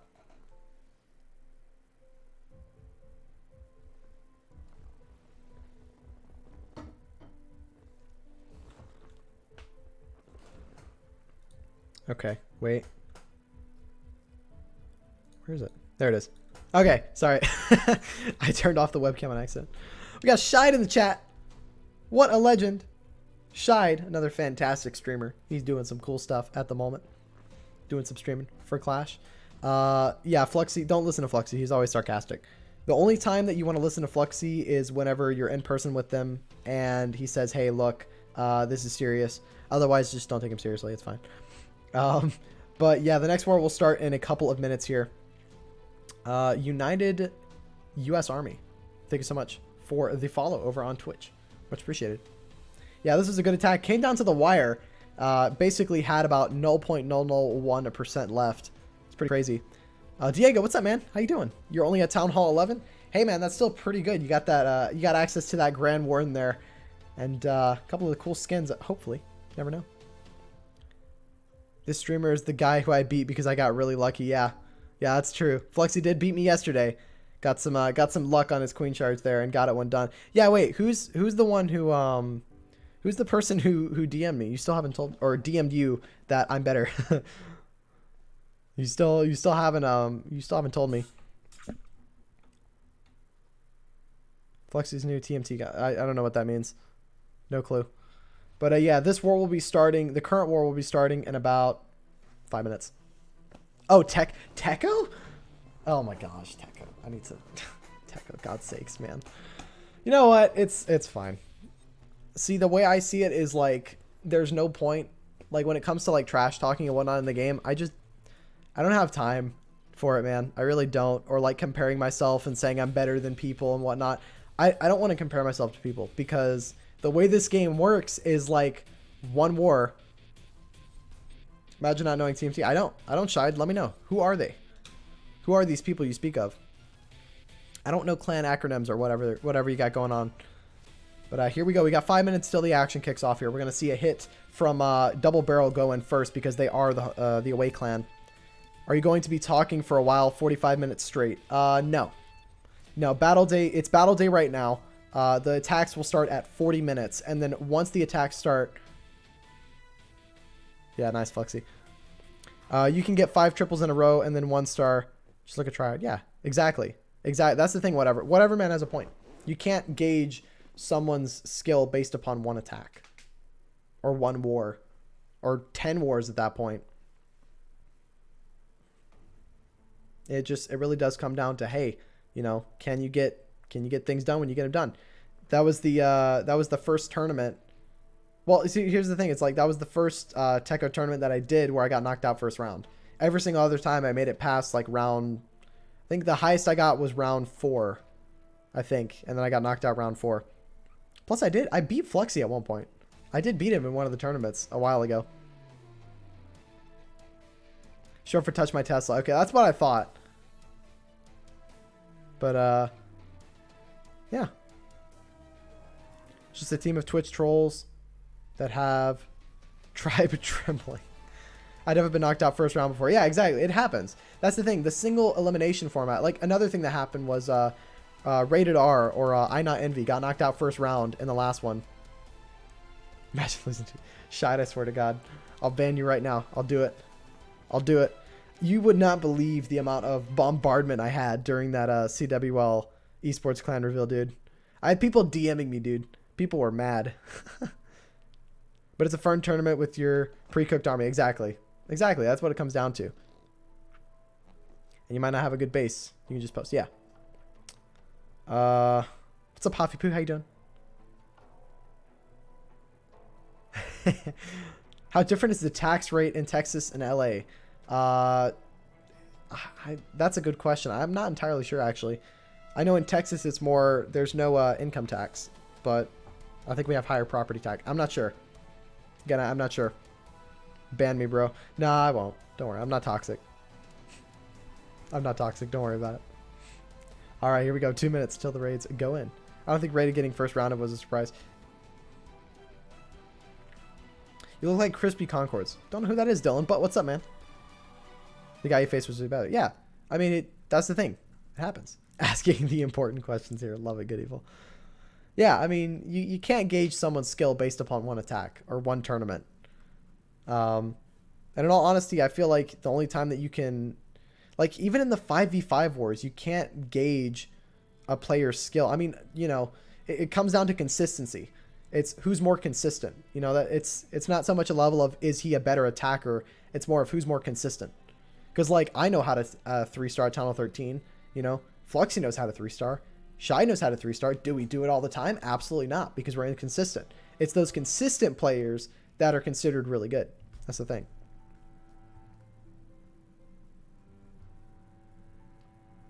Yeah. Yeah, exactly. If you've known them for a long time and they're just inconsistent all the time, then yeah, okay, maybe they're not the best, and maybe you can be better than them. But honestly, I choose not to pay attention to who I'm better than or who's better than me, just because it's like, what's the point? Why don't we just play the game, have fun, may the best man win, and go for it, you know? What's up, Pence? How you doing, man? Good to see you. I know how to 3-star Channel 13. Yeah. Hoffpoo knows how to do it too. If you look at Linade in the 5v5s, you would say he's the best player in the world, and he probably is. If you look at him, the start of Elite, when he YOLO'd he started 1 for 6 or 8. That's not a very, yeah, exactly. Fluxy, you got a point. It's hard to gauge. You can't gauge, okay, this person's the best player in the world, or this person's the best player in the world. It just comes down to your consistency. You got to be consistent. And really what it comes down to is how do you perform in these tournaments? You know, put your money where your mouth, put your money where your mouth is. You know, play these tournaments and win. But at the same time, if you get beaten in them, it's not like you're bad, you know. King Jeffrey, we made it past the first round. We made it past the second round in ESL. We got beat. Better than Rigatores. I mean, one thing that you got to look at it, Rigatores was 9 for 9 in EWU. 9 for 9 in the EWU, the toughest league in the game, and he went for 9 for 9. That's pretty good. I would look at it and go, hey, wait a minute. That guy's pretty good. He's pretty good. He's a pretty good player. Yeah, exactly. I mean, it's hard to say. Really what it comes down to is let's not spend so much time trying to compare who is better, and let's just let him play. Let's just go for it. Just attack. Do it. You know? And there's Gaku in the mix. You also ignore... Yeah, exactly. There's so many consistent players, and they're well known. But here we go. We got the attacks moving in here. We got Angel going in to start double barrel here. Bit of an interesting design. We got that anti-2, but we're looking at a bit of a Queen Charge Lalo here. This one's about to get buffed in the next update. How's it going, Fence? It's going good. Or Finn. I don't know why I keep calling you Fence, dude, but what's up, man? How you doing? Welcome to the stream. We're getting kicked away with these hits going in here. And let's see what we've got going. We got the CC getting lured out towards that king. Not ideal there. Wants that CC to go towards the queen, but not going to be a huge issue. That king might actually be able to take down the ice golems on his own there if he stays alive. I don't think he will. And the queen's actually going to take the wrong wall here and get pathed away because of the CC. Don't bounce outside. Don't bounce outside. Okay, she's not. She's looking okay. But again, she's not going to go where he wanted her to. You kind of wanted her to step up into this compartment here. Still is going to get the enemy queen, but not going to be able to step up for that scatter shot there, freezing the enemy queen, freezing the expo.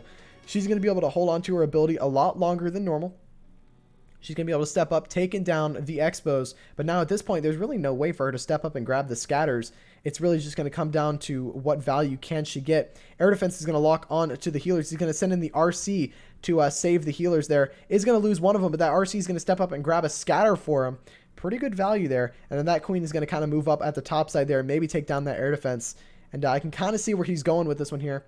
And the big key to this as well is that those two zap spells, the new changes, would actually make it to where they don't activate the town hall, but they will take down both of those sweepers there if you drop two zap spells right on top of those two sweepers. But here we go. Here comes the Lalo coming in straight at this multi-target Inferno. Going to freeze it to start here. Get those loons moving through. And here comes the Blimp for the Town Hall. Now, he might try and save that Warden ability until the Blimp pops over that Town Hall. Sweeper's going to do a little bit of damage. No, it's going to pop the Blimp whenever it gets to the Town Hall. We got some sneaky goblins coming out to take down the Town Hall. We got an extra Lava Hound to help out. Queen is locked onto by that single target Inferno at the bottom side, but he's just going to let that Queen do her thing. And look at how many troops he still has left. Tons of loons, but you got to admit that that Sweeper there is not really helping him out here. Lava Hound does pop. He has one single target Inferno left to go. The loons have all pathed upwards here. It's really close, but I don't think he's going to be able to get this one here. I really like the plan, but again, that Sweeper did a bit too much to his Lalo there, and it's not going to do it for him. This is going to be a fail, but at the same time, it is going to raise their percentage by a decent bit. That Queen has a little while to go, and with 35 seconds, she should be able to get a little bit of extra value here. All right, let's see what we got going. Fluxy's asked me to ban someone, so I'm probably not going to do it. Just enjoy watching people way better than us. Exactly. That's what it comes down to. Whatever, man. What's up, Reshit? How you doing? Over on Twitch. Welcome to the stream. Fans saying I'm good. Probably. Itsu for sure. Yeah, Itsu's another good name. How do you funnel fail on a burnt base? Yeah, it's hard to say. Hard to say, Fluxy. Bet none of them can 1-star a dip as good as I can. Number 1, number 2. Love that, man. In fact, you might still get it. Nope, not going to get it. Thoughts about upcoming update? Excited. That's all I can say. I'm excited. I am so excited. Today is just the first day of sneak peeks. We haven't been told any of the new possible super troops, new possible quality of life changes. You know, we've still got a whole couple of days left to go. But needless to say, it's going to be pretty cool. I'm looking forward to it. I am not an NDA content creator, so you can try and pry as much as you want from me. I have nothing to share with you because I don't know anything myself, but you know, it'd kind of be cool if I did, but no, I don't, so it's fine. It's okay. Anyways, we got another raid going in here. We got the Yeti Bobat from Night Riders here. They're showing a bit of flexibility with their attack strategies here, going in with a different one in comparison to that Queen Charge Hybrid and Drag Bat that we saw last war. They've opted in to go with the Yeti Bat, and I can kind of see why. Those 3 single target Infernos at the op problem there to clear through that Elixir Collector. Really good stuff there. That Yeti setting a nice funnel as well. And you can kind of see exactly where those Yetis are going to go once they dive into the base. He wants them straight in towards that scattershot compartment there. He's going to let that wizard do a little bit more for him. Might even drop the king over at that right side to ensure the funnel. Nope, opts in to drop the Yetis, get things moving. There's the king. There are the bowlers, and here comes the queen straight after. He does have a super wall breaker to get him through that first layer of wall, and he is going to get that there. Doesn't have any jump spells, but that's exactly what he's trying to do here. He has that blimp for the town hall, going to pop the blimp early and pop the warden early and save the healers from the seeking air mine. A couple of loons going to actually go down south and take down the Inferno. What a play, and you got to admit, this is looking pretty solid so far. The see, we got going. The blimp is going to pop. We got some Yetis in there. They're going to take down that town hall with absolutely no issues here. Might even get this Inferno as well. And you got to admit, this is looking pretty good so far. Queen's going to bounce to the outside. Still has the king ability. If he can play his cards right here, this is going to be an overpowering triple. Here come the bats from the right side, and they're going to kind of come in and kind of support the Yetis diving in through the rest of the base here. He does have 3 free spells and an Ice Golem. We might see the Ice Golem come in at this bottom side. Going to drop that free spell at a perfect time there and keep those bats alive through the scatter shot. There's another freeze on the scatter shot. But oh no, what took down the bats? Something absolutely annihilated the bats, and I don't know what it was. It was looking so good. But the bats, they got vaporized there. What took them down? I think it had to have been an air bomb from something. Unfortunate. It was looking so good. But I don't know if he's got enough time really to get through this. He's got the damage. But he lost the bats early. They're not able to step up and get the value he needs. That single is going to stay alive at the backside as well. Or inside the base, rather. Could he still get this? Maybe he has the king and queen ability. Going to pop that king ability and get things moving. The warden, of course, is locked onto by the single target inferno. A bit unfortunate. King's going to beat through the wall and grab the single. Still has a chance here, but with 23 seconds, it could be a time fail. Yeti Mites are doing a little bit of help here, taking down those defenses. Baby Dragon doing a lot for him as well. Oh my, is he going to just barely snag this one here? Are we going to see another close triple? 10 seconds. He's going to still get it. Can he? Maybe. 5 seconds. It's just the Tesla. Oh my gosh. It's going to be a 99. No. It's so close. Look at the Tesla. Oh my gosh. That is a really close raid, and that's unfortunate. Even with all those bats going down, it's a defense. Dang, I mean, hey, percentage isn't an issue at this point. Their Knight Rider's putting on some pretty good percentage results. What took down the bats? I gotta go back to this one and watch this one back. What took down the bats here? Once we see a live going, don't worry, we're gonna jump over to it. Great plan. Just hope the Yetis hit a nice wall. Yeah, exactly. You think the Yeti would be like, hey, maybe I should run, right? What took down the bats? Because something had to have lured the air bomb to get the bats to die. And it was over here that happened. It was over the scatter shot. Was it the healers? See, everything moving in. Oh, what? It came from over here. Okay, that is unfortunate. So you're telling me that the air bomb popped over here and somehow didn't go for the healers, but went for the bats over there. That's just unfortunate, man. You can't plan for that. That is insane. Rip. All right, let's see if Double Barrel can respond here. Yash going on defense this time. Let's see what Opsai can do. Or is it Opsai? Opsai? I don't know. I have no clue. We got a Sui Lalo coming in with the clone spell. It might even be a YOLO Trone here. We'll see what he's got planned. Gonna get those heroes in at this 3 o'clock side to kind of set a funnel, take down that RC, and maybe get some good value. Here comes the friendly RC. She's going to step up and grab that scatter shot, and maybe even this eagle if he plays his cards right. Queen's going to step up, do a bit of extra funneling here for the RC to eventually dive in towards the scatter shot. Queen's taking some damage. She's going to go down, but that RC is going to be able to step up and hopefully grab this eagle here. We've got the blimp going in. It's tanking. I see what he's doing. That blimp is going in to take down that other scatter shot here. Let's see. That air sweeper is going to be a bit of an issue, but he's going to freeze it at a perfect time there. That's going to get that air sweeper straight in towards the middle. There's the clone spell down. There goes everything. We got that rage spell with the E-Dragon there. Needs that enemy dragon out of the way. Will the E-Dragon target it? Come on, E-Dragon, shoot a shot. There we go. E-Dragon fires its shot. I think it took down the witch. E-Dragon did not take down the witch, but it does take down the dragon. The dragon has been taken down, and here comes the Lalo coming in from this bottom side here. He's gotten the queen. He's gotten the eagle. He's gotten both of the scatter shots. This is some very good value, and we've got all ground bows left. There are no X-bows to shoot at these troops.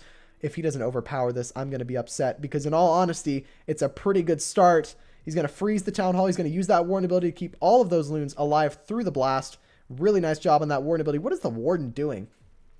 How is he in that position? Out of all positions he could be in, he's in that one. And here we go. We've got a haste spell. We've got 2 freezes. He's got plenty of spells to be able to get through this one here. Can these loons do him a favor and get through this one there? There is the free spell. There's the haste to get them into that inferno. It's looking like DB Red are going to get themselves a triple here. Exactly what they needed to do. That was some good base identification and a fantastic hit there. Got both of the scatters, enemy queen, and the eagle before the Lalo went in. Wrecked this base. Really good stuff. Yash broke his tablet. Yeah, absolutely. Let's see. That's obesity rules. Oh, awesome. Thank you so much, Tennessee, for letting me know. Goodness. They can freeze traps, like Teslas and Skellies. Wait, what are you referring to, Flexi? I don't know what you're talking about. They can freeze traps like Teslas and Skellies. It would be impossible for someone to see a small bomb and freeze it. Oh, you can freeze traps as they're flying forward? No way. No way. Let's see. Yeah, that's another thing that I would like tweaks about the freeze. The delay between deploying it and actually freezing. Honestly, if they change it, it'll mess so many people up. It's too late to change it. They can't change it now. Super Sui ready. Yeah, exactly. Super Sui ready base. It's not DB red. It is just double barrel. Yeah, this is just double barrel today. This is the straight up Tunnel 13 clan. But they got themselves a 3-star. This is exactly what they need. Is this the first team? No, okay. Yeah, they're 2 separate clans. No, you can't freeze those traps. Just, yeah, that's why I thought. But that's the triple that they needed. And again, we're going to need to see more triples from double barrel red. Or not double barrel red. Just double barrel. You guys get me confused. Goodness. What's up, Delta? How you doing, man? And we got Gunner in the chat. Hope you guys are doing well. All right, we've got Knight Riders going in. Can they see a triple of their own here?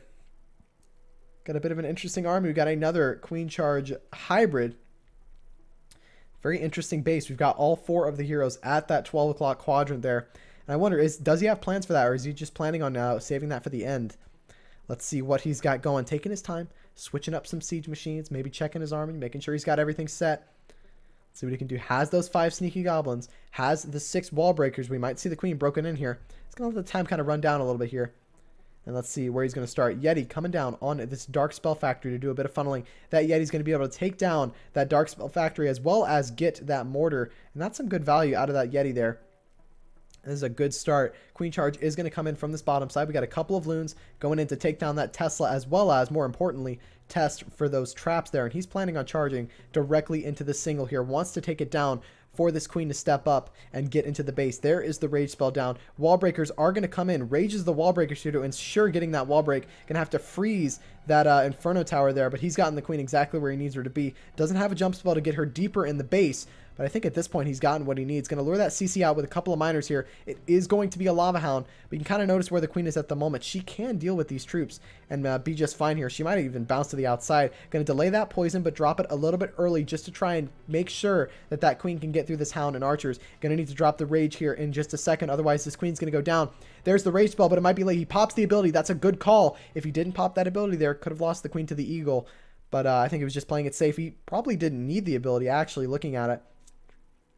Here we go. The queen is going to bounce to the outside. Not what he wanted to see. He wanted her to continue upwards, but she's going to join the main hybrid army here and dive into the base. Doesn't have anything to deal with the town hall here.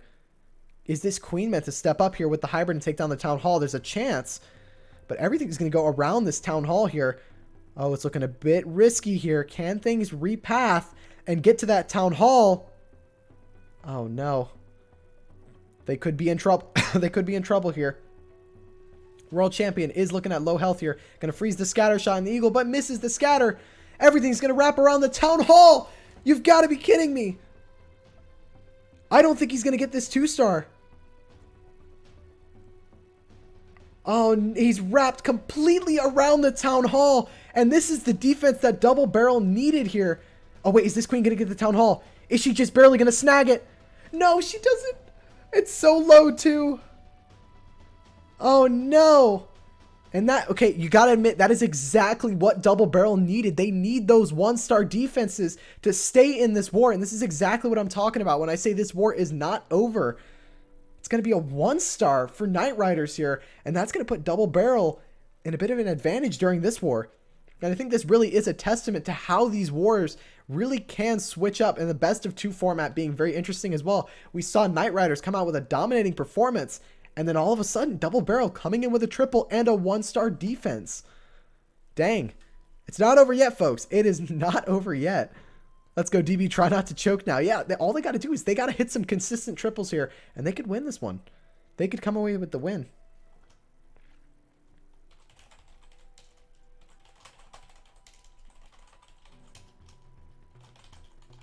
All right, we got Reno going in. Can he continue the 3-star streak for double barrel? We got another queen charge hybrid here. Going to start with a giant to lure out that CC. We got a bunch of archers here. Are we going to see a lava hound? No, we've got an ice golem, so we probably have a witch still in that clan castle. Drops this king here to actually take down the clan castle. That's a smart play. So that king's going to deal with all of the archers, trying to make sure that his healers don't switch. So being very careful here, and that's important. He's going to need to pop that king ability soon to get his king through these archers here. He's banking on those healers not switching, but there is the potential of that happening with that king being so low. As long as this queen stays under damage here, he should be fine. Healers will get frozen by the ice golem, and the king's going to wander away. Now those healers will stay on the queen. This is a very solid start here. Dealing with that clan castle, absolutely no issues. Now let's see what this queen charge is meant to grab here. Has a second double wall breaker. Is he going to try and break this wall breaker into those expos? He is going to get the wall break. This queen is going to be forced to use her ability here. That's a good call. That might have been the auto ability. Is the queen going to bounce to the outside? She doesn't. She wraps around. Oh, a bit scary there, but it's looking okay. Not the end of the world. Queen's still moving through. He has the blimp for the town hall. Knows, okay, look, guys, I can't 1-star this one. Why not freeze? I know. Bit interesting there, but the queen's moving through. He's going to drop the rage spell, going to take down the scatter shot, and this is a good start. We might even see the hybrid come in from this top side. Let's see what we've got going. The queen's going to get the town hall. Wait a minute. I don't think that's a part of the plan. Switches to the siege barracks. He knows, look, guys, I got the town hall. I'm fine. I'm good to go. Queen's going to nab the town hall. He's going to drop another rage to keep her moving. She's going to pop outside of the rage, but she should eventually path around to the outside. There she goes, up for the top side expos. Look at the value out of that queen. Really good stuff by her. She's going to get all the expos and the town hall and the CC. Siege barracks, switching to a siege barracks was a good call there. Good adaption. And here goes the hybrid straight into the base here. Now that P.E.K.K.A. there, going to do some good funneling. Hybrid moving through early warden ability to keep them moving and make sure that the damage stays away from them. Freezing that scatter shot to keep the queen alive. That's a good call there. Keep that queen moving as long as possible. Hog Riders will path in towards that air sweeper there, but they're going to path straight down towards the eagle as the raid progresses. Still has a free spell and a heal. It's looking really good. Going to freeze that scatter shot. I don't know why he froze it so early there, but still moving through. World champion is locked onto by the single. Needs to pop her ability. Pop the RC. Pop the RC or she's going to go down. The auto ability goes off. He doesn't get the Seeking Shield. Oh, no. It was looking good and he was progressing through, but again, made a couple of mistakes on the spells. Now, does he still have the potential to get this one here? Out of spells at this point. Hasn't even used the poison.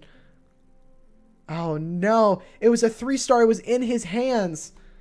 And it didn't happen. I don't think he's going to get this one here. I don't think he has enough. That scatter shot being in the middle is too much. Really nice try. Did you clap Flexi yesterday? No, absolutely not. I got beat yesterday. With the scatter shot being last out, yeah, it's not going to happen. He's going to get high into the 90s, but not going to happen for the 3-star. Unlucky there. Very nice try. Let's see, Helga cheering for Reno to get that one done. 92% 2-star. Nice try there, but not going to get it through. Queen will get the town hall. Nice queen there. But yeah, 92%. It's gonna up their percentage, but again, they're gonna need some. See some 3-stars. That's the bottom line. They need to see 2 more 3-stars and some crazy defenses from the Knight Rider side in order to stay in this one here. Again, the aggregate score at the moment is double barrel with 8 stars and 77.80% total destruction in the first war. Now they are at, what is that? I can't math. 15 stars. Just about 15 stars. And Knight Riders right now looking at about 14 stars with 86.80% total destruction. I know the destruction is different, but I'm not going to bother trying to calculate that in my head because I'm not a math smart man. I can't do it. It's so sad, but I know. He could have let the queen die and save the freezes for the RC coming around. Poor value trying to save the queen. Yeah, exactly. I think there were just a few execution mistakes there trying to keep that queen alive and costed him the raid. He had the setup and everything, but that scatter shot, man, doing a lot of damage to those miners and just a bit of a misuse of the spells going into it. But it was a good try. The percentage at the moment is 54% total destruction to double barrel to Knight Riders 34. Again, Knight Riders still have another hit to go in. So right now it's close. We got Mways over on Twitch. Thank you so much for the follow over there on Twitch. Much appreciated. Reno is in the chat. Just did himself a raid. Got close to getting it done. DBR in the lead, even if KR triple. Yeah, they are. Don't shoot me. Nah, man, we wouldn't do that. It was a very close hit. Again, the spell usage near the hybrid end didn't do it for you there. You got close, but not going to happen for you. But here we go. Can Knight Riders respond here with a triple of their own and get them back in this war here? Right now, Double Barrel are technically ahead in this war.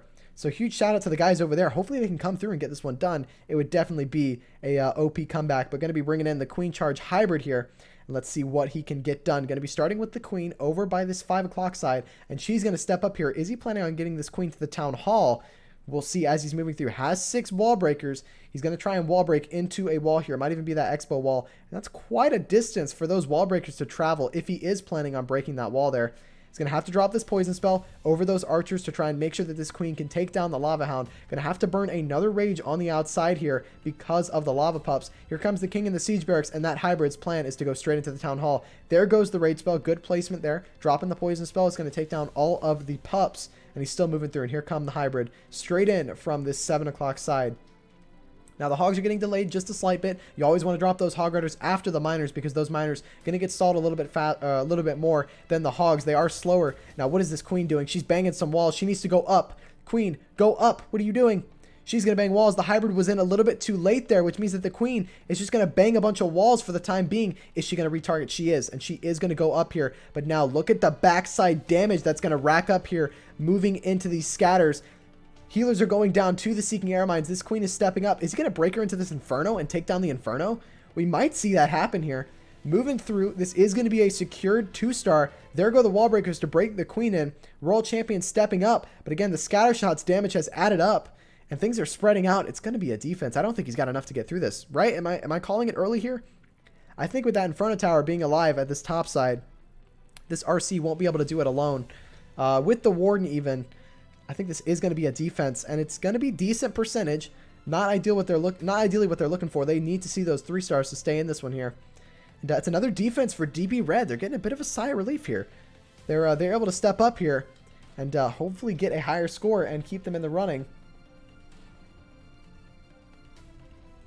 All right, so let me go ahead and catch up on chat here a little bit. Let's see what we've got going. Fluxy's going to do the math for me. All right, again, here, Fluxy, I'm going to DM you the, you can do all the math for me. There's the scores from the last war, so I don't have to keep reporting it. I thought we YOLO and went relaxed first war. Yeah, I know. I don't know. That's up to you guys. You keep do I keep calling them DB Red? It's a force of habit, man. I know. I keep calling you DB Red. My mistake. That is my mistake. This is just normal Double Barrel. They're 2 separate clans. I keep calling you guys DB Red because I covered a lot of DB Red wars for the WCL Heavy Division. But I know this is Double Barrel, different clans. I apologize if I call you guys DB Red. All right.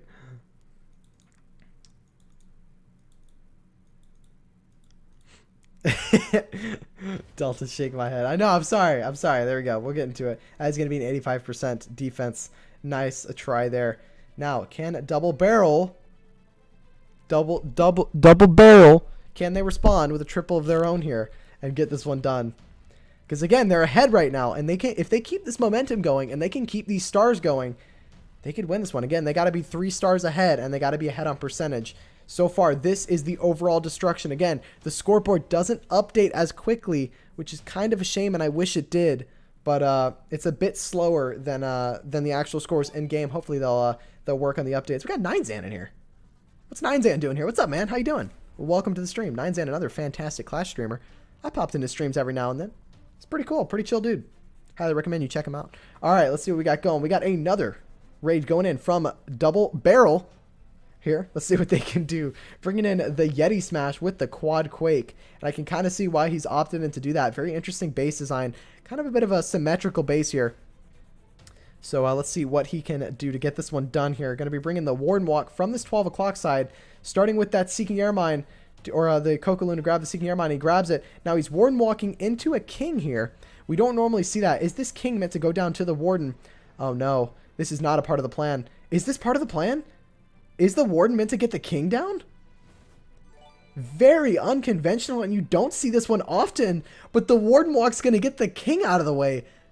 Normally, we never see the Warden Walk into a King pad like that. It's just not ideal value, but he's going for something a bit different this time, And here come the Yetis straight in to get this Warden moving. Now he's going to break into that single target Inferno. Here comes the Ice Golem with all the Yetis. King is setting a nice funnel. The Wizard's going to step up and set an even nicer funnel. And here comes the Queen diving into this base. Has the blimp for the Town Hall. And that might come in right after these Yetis. Going to drop that jump spell. And here comes the Quad Quake to open up the entire base. Here come a couple of loons. He might even pop that Warden ability a bit early here to grab some of these Yetis diving into the core. We're going to see a Rage Spell drop down very soon to keep things moving. Poison Spell over the Clan Castle. That blimp there moving through. See, oh no! The Ice Golem froze the blimp. Can it get to the Town Hall? I think it's going to be just fine. He's going to freeze that air defense. The Ice Golem freezes the blimp again. How unlucky is that? And that blimp's not going to get to the Town Hall. But it's okay. It is going to get to the... Oh my gosh. It is going to get to the Town Hall. And we got some sneaky goblins going for it. Can they get to the Town Hall? Can they get it down? Oh no! Come on, man! They're not going to get the Town Hall down. Can this Queen step up and get it? Okay, she does. The Queen gets the town... Oh my goodness. Okay, don't do that, man. Why are you doing raids like this, dude? I don't like that. Alright, there we go. This is going to be a 2-star, but by the skin of his teeth. Goodness gracious, man. Doesn't get closer than that. Oh my gosh. Okay, well, he is going to get the 2-star. Man, if that was a 1-star, that could have knocked Double Barrel out of the... yeah, that could have knocked Double Barrel out of the running. Scary. That is a scary hit if I've ever seen one. That blimp getting absolutely toyed around with by those Ice Golems out of the Clan Castle. It was a good play freezing that air defense there, but those sneaky goblins. It's a good thing that he had like 80 of them in that blimp there. Goodness. We're a triple behind, so we need to go risky. That is fair. Bit of a risky play, that one. Oh boy. Oh boy. He is going to rack up the percentage here, though. Not a whole lot on this outside to stop these troops. Healers are still chugging along strong here. But, man, those blimps so far for Double Barrel have not been very lucky. That blimp's going to get stalled by not only both of the Ice Golem freezes, but also the Tornado Trap. That's really unlucky there. What's up, Zuhab over on Twitch? He's asking, which tournament is this? This is the WCL Fight on Warriors event. It's not exactly a tournament. This is just a couple of wars to kind of showcase the Champions format that's going to be coming for the Champions division in WCL Season 7. So this one, not a part of any major leagues at the moment, but this is kind of just like a mini event that some of these clans have signed up for to kind of not only show their stuff, but also showcase the league and the format that we're running, which is these esports formats, the 5v5 All Town Hall 13 single hit format, alternating attacks, and it's been some action-packed, we've seen some action-packed action, gotta love it, action-packed attacks from both of these clans here. Double Barrel slightly ahead in this war, but they did lose the previous war. They lost 8-11. The scores were Double Barrel with 8 stars and 77.80% overall destruction, and we had Knight Riders with 11 stars and 86.80% total destruction. So Knight Riders overall slightly ahead from the first war. Knight Riders is an Indian clan. I believe so. I believe they are an Indian clan. At least that's what I think. Yeah, man, this cough's never going to leave me. I'm going to be stuck with it forever. But, yeah, the next people to go in are going to be the Knight Rider side. They are sitting with a 1-star at the moment, so they're going to need to see a couple of triples to hopefully make up for that 1-star. Let's see what they've got planned here. 10 minutes left in this war. We've got a couple more hits to go. I think they're slightly behind on hits. Somebody's late, if I'm not mistaken. So we might see some hits overlapping here. I wasn't really paying attention to the times, unless I'm wrong. Right, next hit goes in now. 3 minutes. It's gonna be close. It's gonna be really close. I think they were supposed to go in at 10 minutes, maybe. I don't know. Maybe it is 10 minutes. So who knows? Maybe they are on time. Maybe I'm just wrong. Don't worry about it. What's up, Risk? How you doing, man? Good to see you. I don't know what you're into, man, but I mean, you could do what you want, but you know. All right, Ninezan, thank you so much for the sub over on Twitch. What an absolute legend. Now he can use some of those beautiful emotes that we've got. We got that orange, we got the Warbusters badge, and the King Jeffrey icon there. 12-8. Yeah, it's... Oh, wait, did I say 12? Hold on a second. No, they didn't score 12. They scored 11. Risk. I don't know what you're into, man, but for the sake of being a family-friendly stream, I'm just going to kind of, because I don't know who you are, you kind of just pop in here and say stuff like that. Not ideal. I'm going to time you out for now. Think about what you've done. Think about what you've said. Maybe come back later for to continue chatting. But let's go ahead and focus up on this war here. Now, this is Knight Rider's hit to do here, and they're a bit late, I think. Should have seen a triple or a raid go in now. That was not clash related, yeah. You like oranges? Not particularly. They're actually not my favorite fruit, but it is the brand of the channel. Got that orange icon. Funny enough, when I started, it was more based upon the color, not exactly the fruit. But the viewers actually started incorporating my name with the fruit more, and so I held on to that, and now I am the orange. There you go. Here we go. We've got don't even know how to pronounce that name, but we've got him going in here. With the queen charge into the hybrid, starting that queen from this 9 o'clock side, and I'm guessing she's meant to kind of step up here and grab that town hall. But look at those 3 Teslas there. That's going to make funneling that queen into the town hall a little bit harder here. Going to have to invest a couple of troops to get those Teslas down to force that queen in. She should be okay here. I think she should take out those Teslas and then eventually dive in towards this town hall. Now, is this queen charge into the town hall baited by any chance by that multi-target Inferno Tower being there? Queen's taking a lot of damage here. Is she going to step up for this town hall? She should. After this builder hut, she's going to go for the Inferno. And then the town... No, she's going to go straight for the town hall. Going to freeze that Inferno tower there. Going to save the healers. Here's another rage to get her moving. Here's a couple of Hog Riders to take down that Inferno. Not exactly needed there. They're going to just step up and realistically not do a whole lot. And now this queen's going to dive straight in to this channel. Here comes a super wall breaker. Not the wall he wanted. Wanted this wall open, but that wizard tower going to kind of distract the wall breakers there. Not ideal placement of that wall breaker, but still moving through. Oh, 2 minutes late, 2-star penalty. Oh, jeez. That would be crazy there. But here comes the king and the siege barracks from this top side here. And here come the miners straight in from this 11 o'clock side. And now he's going to have those miners working in tandem with the queen. And that's crucial to possibly getting this 3-star. Oh, no, he drops a freeze instead of the rage. Fat Finger's the wrong spell, so he's forced to burn that queen ability. Not ideal there. He's going to have to drop a rage to keep that queen moving. Might even opt in to just let the queen die at this point and get those troops moving. Drops the rage, but it's a bit behind. Oh no, he's fat fingered a couple of these spells, and it was a good entry, but that freeze I think has thrown him off just a little bit here. There goes the final heal spell on the base, and with over 50% of the base left to go and no spells, does he still have a chance of getting this one done? He's gotten a lot of the main defenses out of the way. The queen's still moving through here. I gotta admit, for even fat fingering that spell, it's still looking pretty good. Queen's still looking healthy at the outside here. She's gonna go down because of the high amount of damage in the center. But that RC still moving through. Healers are going to transition to the RC and the miners. 45 seconds left in this raid. Tornado Trap going to do a bit of damage. I think the damage is just going to rack up near this back end here, and he's not going to be able to get through.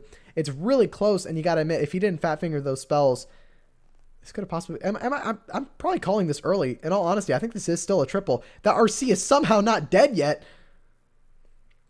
That RC is on something because she has somehow not died off here. That one healer keeping her going. And this is going to be a 3-star. Wow. Swag's pretty much swagged a freeze there and a rage, but still gets this one done. Really nice hit here by Knight Riders. You got to admit, got a little lucky there with swagging that freeze, but at the same time, I really do like that setup that he had going. The base really susceptible to that queen charge into the town hall. Had that Inferno Tower been single, might have been a different story there. Yeah, jokes. I don't think we would penalize clans for going in late. And now Double Barrel, the lead that they had, has kind of been shrunk just a little bit. They're going to need to see some really nice defenses and hopefully some good attacks from them. Strange base design with that town hall so easily accepted. Absolutely, yeah. I don't expect that there from these guys over in Double Barrel, but. Let's see if they can return some fire here and get themselves another triple. Going to be bringing in the queen charge into the hybrid. We've seen this one a lot here. We do have a blimp, though. Is that blimp for the town hall, or is it possibly for... I think it is for the town hall. I was going to say, is it possibly for an Inferno? But looking at that Inferno right there, he could be trying to send in this blimp for that town hall. Maybe. Here comes the queen. She's meant to step up here. She's going to charge straight into that single. And the path that he's got for right now, she should walk into the base here and take down that single. She might path to the cannon, then path outside here. Oh, no. Is she going to go in? She should go in. There we go. She's going to go in. Taking her sweet time, though. Going to have to burn a freeze. Not ideal, but he gets the wall break and is going to get that Inferno Tower out of the way, and the Lava Hound steps up. Perfect timing so far. And this is looking pretty solid at the moment there. He's going to wait for that poison and drop that poison directly over his queen to try and grab every single one of those pups to get them out of the way. And he grabs all but one of them with the poison. Really nice start there. And still has that siege. That blimp has to be for the town hall. And no, it's not. The queen's going to get the town hall here. What's the blimp for? Maybe it's for this Inferno Tower at the outside, because we might see this hybrid coming from 9. It's a bit of an interesting plan, and I'm not going to lie, I'm kind of a fan. Everything's still moving through. Has one more raid spell left for this queen, and he's probably going to burn that raid spell on the queen. I don't see why he wouldn't there. That queen can step up and get some good value. Going to use that ability first, though. Might carry out the rage for the queen. Is he? If he's going to use the rage for the queen, he has to drop it now. He doesn't. He's letting her die. That's really strange. I wouldn't expect the queen to just kind of be let die like that. But okay, the healers will transition to the miners and the hybrid, which is going to help out a bunch here. Going to freeze that scatter shot and that inferno diving into this compartment here. And this funnel's looking pretty tidy for the hybrid moving through. He's going to pop that warn ability through the Eagle Blast here, and they're going to step in towards this queen. Going to use the rage spell through the queen, and I can kind of see what he was going for. Was the blimp switched to a siege barracks? I think the blimp was switched to a siege barracks there. Yeah, it was. And now he's still moving through. Gotta admit, it's looking good despite that queen going down early. Interesting play. I would have kept that queen alive longer. But he's still moving through. World Champion is going to get locked onto by the Eagle, but she should stay alive through it. And those healers doing a fantastic job for the hybrid. It's looking really good, and I think Double Barrel are looking at another triple. Dang, he let his queen die, and he's still going to get this here. Very interesting play. You don't normally see letting the queen kind of just die like that. I guess he got the value out of her and was like, you know what? I want that rage for my hybrid to get through that queen. And he's going to do it for him. Really nice attack. Not as conventional of a hybrid raid that you normally see. I think queen would have pounded on the walls and not let the healer switch. That is true. Whateverman has a point. Was his plan to get those healers to switch over to the hybrid and do some healing? It looks like it was. And that's going to be a 3-star. Nice hit. And we've got them going in right away. Double Barrel ending with 12 stars. And I think realistically at this point, they're going to need to see a 1-star, right? What's their score at right now? It's 8 stars. Yeah, Double Barrel needs to see a 1-star. They have to see. If they don't see a 1-star, it's going to be rough. Let's see. Well, actually, no. Yeah, they need a 1-star. If this 2 stars, it's going to be a win for Night Riders here. And I think they know that. Interesting base design here with that 4 channels of expos there. I've seen this base before, but it's kind of inverted this time. Going to be sending in that blimp for that Inferno Tower. And I think at this point they know we're not going to be trying to go for anything too risky. We're just going to try and get the 2-star and get the win here. Yeti is going to get some good value, not dropping a rage. Going to get the Inferno, and here come the rest of the Yetis in towards this top side here. Now, they're going to go straight in for that Town Hall, and I don't think there's any way to path them around. He really has to mess up something big time for this one to not go through for him. And let's see what we've got. The CC did not get lured by the Yeti Mites there, so could the CC pose some issues for the Yetis going in here? Here come a couple of loons. Everything going to go exactly where he needs it to, unless they're going to walk. Nope, everything diving straight in here, and this is a very good start. Here come the archers out of the clan castle. Will that lava hound delay things a little bit here? Has the warn ability, going to pop it in the core. Is everything walking around the town hall? No way. A couple of loons stepping up there are going to get the town hall. I think this is going to be a win for Night Riders here. I think so. There's so much going on in this base right now. Still has a rage spell. Still has all of his troops left alive. I mean, he could even triple this one here. This is looking like overkill right now. And there is the 2nd star, which means that it is going to be the win for Night Riders. At least I believe so. I'll calculate all the scores and whatnot to make sure I have the final numbers here for you guys after this war is over. But again, I think it is going to be a win for Night Riders. If he triples this, it's absolutely going to be a win. It's really close at the moment. I got to admit, it's actually getting really close. Hold on a second. He's going to triple this. He's got the RC ability. What a hit from Night Riders here. This is crushed. What a way to end the war and really cement the fact that, look, guys, we've won this war. This is our war to win, and they're going to get it done. Really nice hit here. And that is going to be the win for Night Riders here. We will get the total scores for you guys. Don't worry. I am calculating everything as we speak. But yeah, that's going to be a triple, and that should be the war. And he swags a freeze as well. And here we go. The war has ended.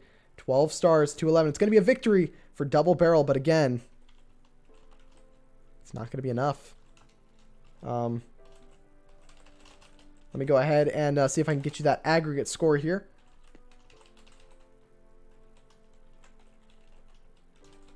All right, so at the moment, Double Barrel looking at a total of 20 stars from both of the wars, and they're looking at a total of, time to do math, 0.80 plus 90,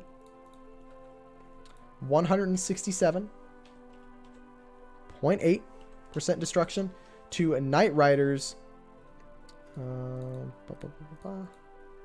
22 stars, and their total destruction of 0.80, and they're with a total destruction of 177.8. And you gotta admit, the start for Double Barrel, not the start that they were looking for, but at the same time, it is going to be a aggregate win for Knight Riders here. Next time, tell that we will play all. And I didn't know this was a tournament. It's not really a tournament. It's more of just a friendly event to try and basically showcase this format. So the way the format is calculated here is not paying attention to both of the wins, because right now both of the clans, each one of them won the war. Double Barrel won a war, and then Knight Riders won a war. But at the same time, Knight Riders with that higher aggregate score, looking at 22 stars and 177.8% destruction in comparison to Double Barrel's 20 stars and 167% destruction. So really nice try by both of these clans here. We saw some really nice hits from both sides. And again, huge shout out to both of these clans here. What was the score of the first war? Let me go ahead and go over to the war log here so you guys can take a look here. This was the score of the first war. It was 8-11. We had 2 1-stars from Double Barrel, which didn't really kick them off to go into the next one. But yeah, absolutely no worries. Again, this is not really for any kind of tournament or league or clout or anything. Again, this war is simply here to try and step up. 3 1-stars, very nice. Yeah, 3 1-stars total in this tournament, but only 1 from Knight Riders, 2 from Double Barrel. It's not the start that they wanted, but again, good game by Reno over in the chat. Huge shout out to you guys, and thank you so much for letting me stream this war. And I hope everyone who kind of doesn't have a huge grasp on that 5v5 format has a bit of a better grasp and are excited for the Champions League that's going to be stepping up here eventually. I believe it starts July 10th, actually, is when the champion season starts up. So going to be looking forward to that. We're going to see some awesome matchups there. Huge shout out to both of the clans, but now I am going to go ahead and host over to somebody who's live at the moment. Susie Gaming is live. What is she doing? LIC playoffs? All right. Yeah, we'll go ahead and host over to Susie Gaming because she's doing some more, well, we're actually going to raid her. And she's doing some more 5v5 action from the LIC Cup. And we've got Euronics Gaming versus 11 Original. And that is a huge matchup.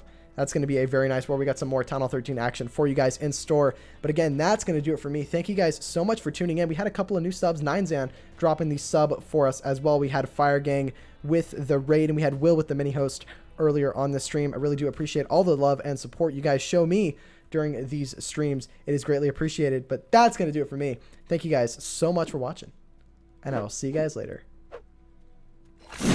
See ya.